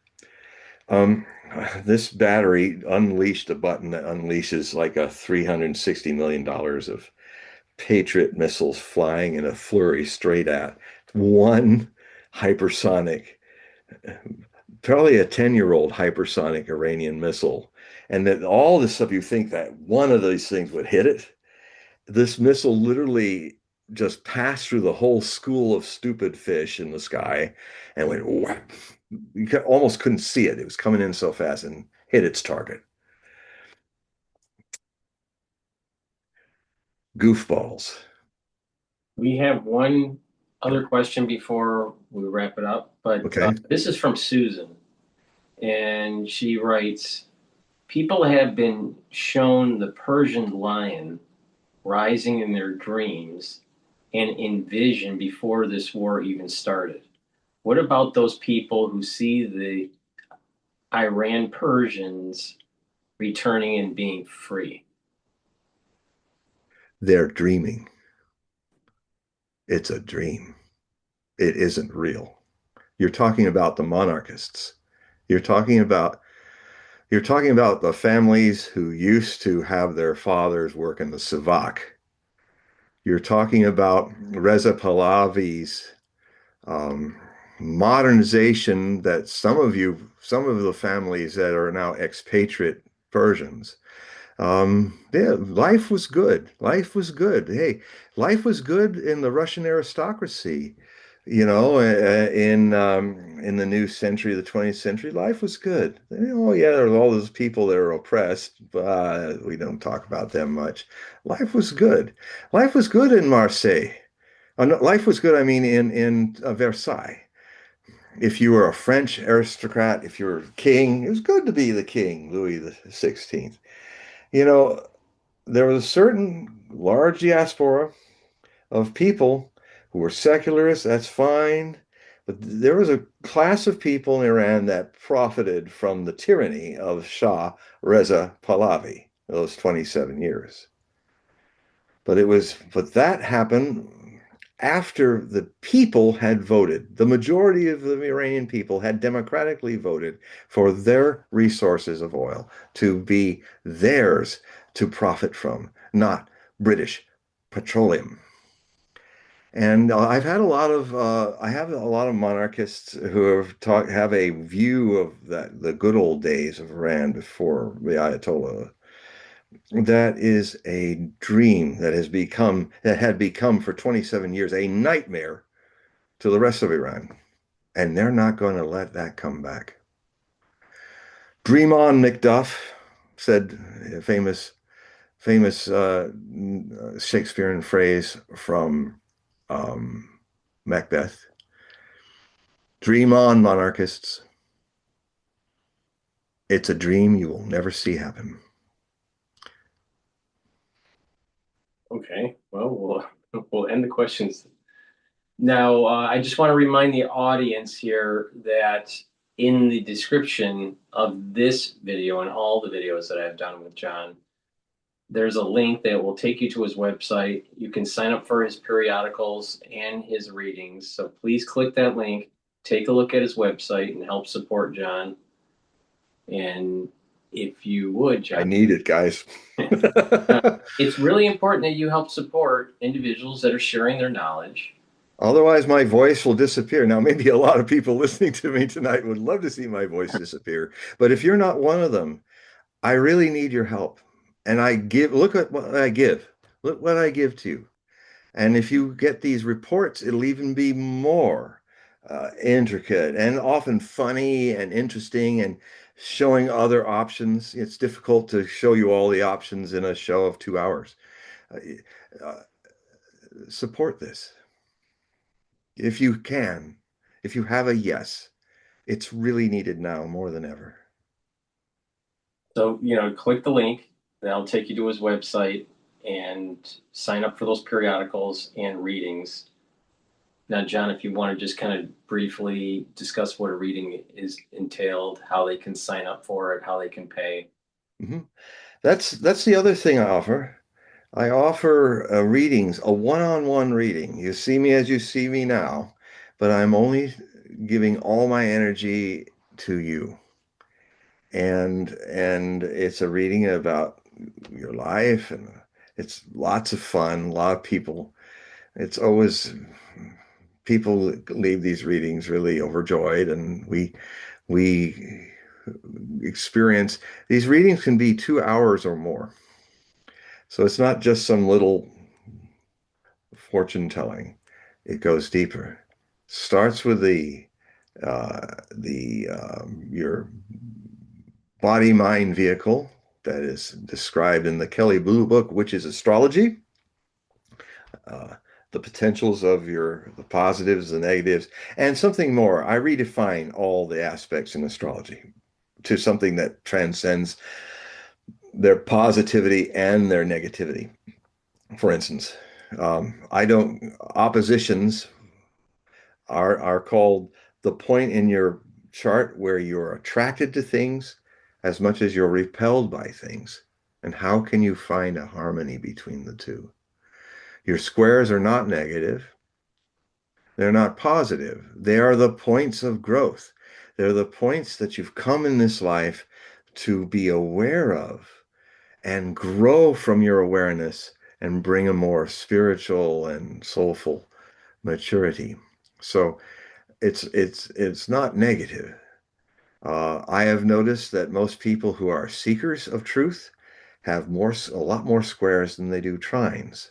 Also, trines, which are always the things that come easy to us, nothing wrong with that.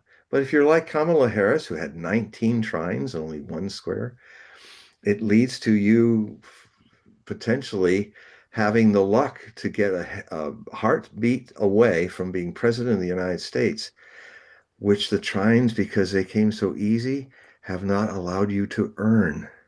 I'm so glad that she didn't win for her own sake, because she would have had a nervous breakdown being a president, because she was not prepared to be president. It's not her fault.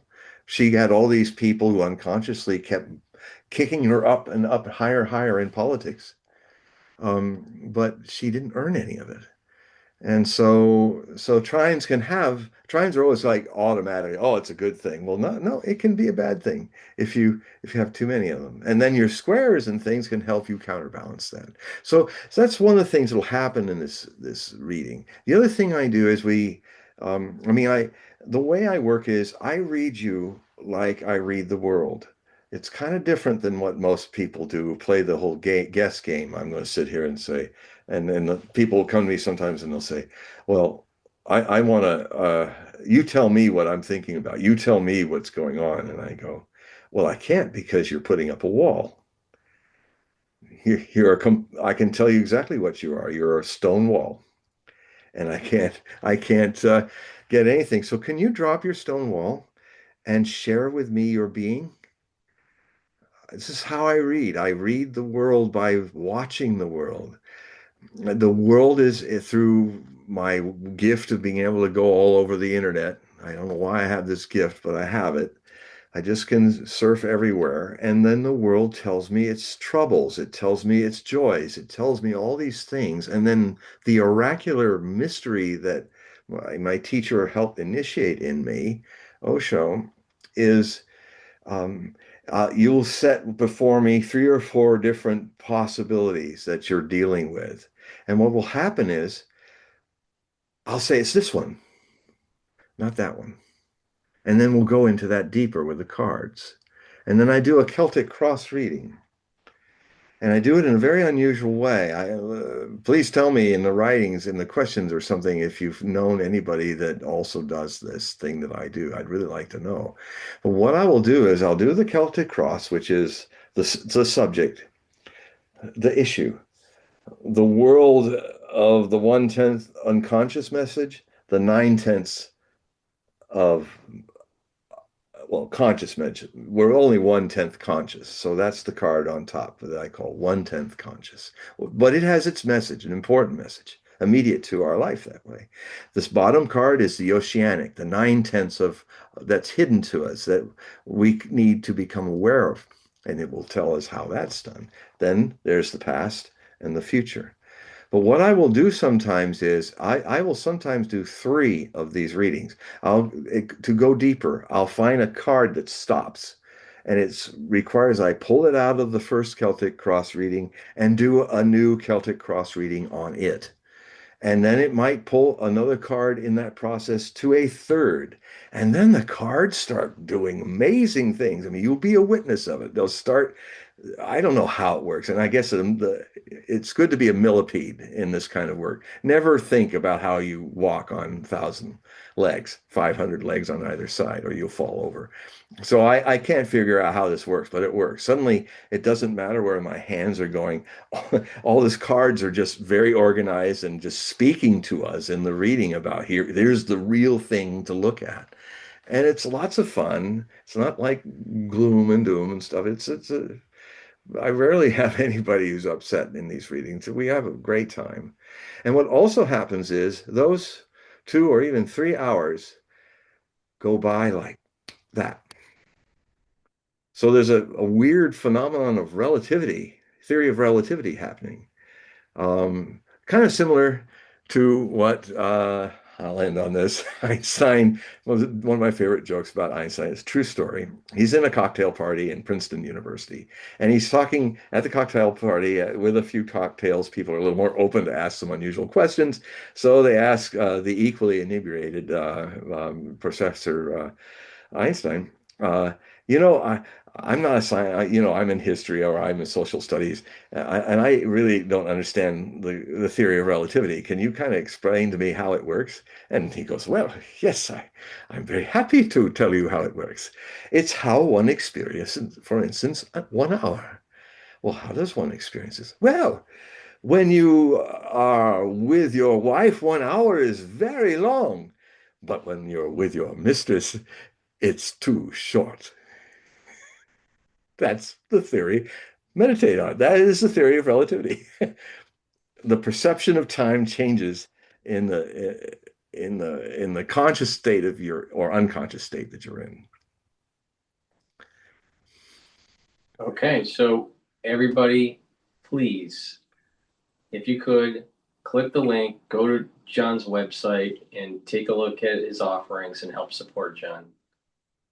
So thank Thank you, you. John, for a great show here. And everyone, thank you for Thank you. participating in the chat. We had a pretty good showing in the chat this go around. And in about 2 weeks or so, we're going to be doing another show talking about current events and seeing if the world.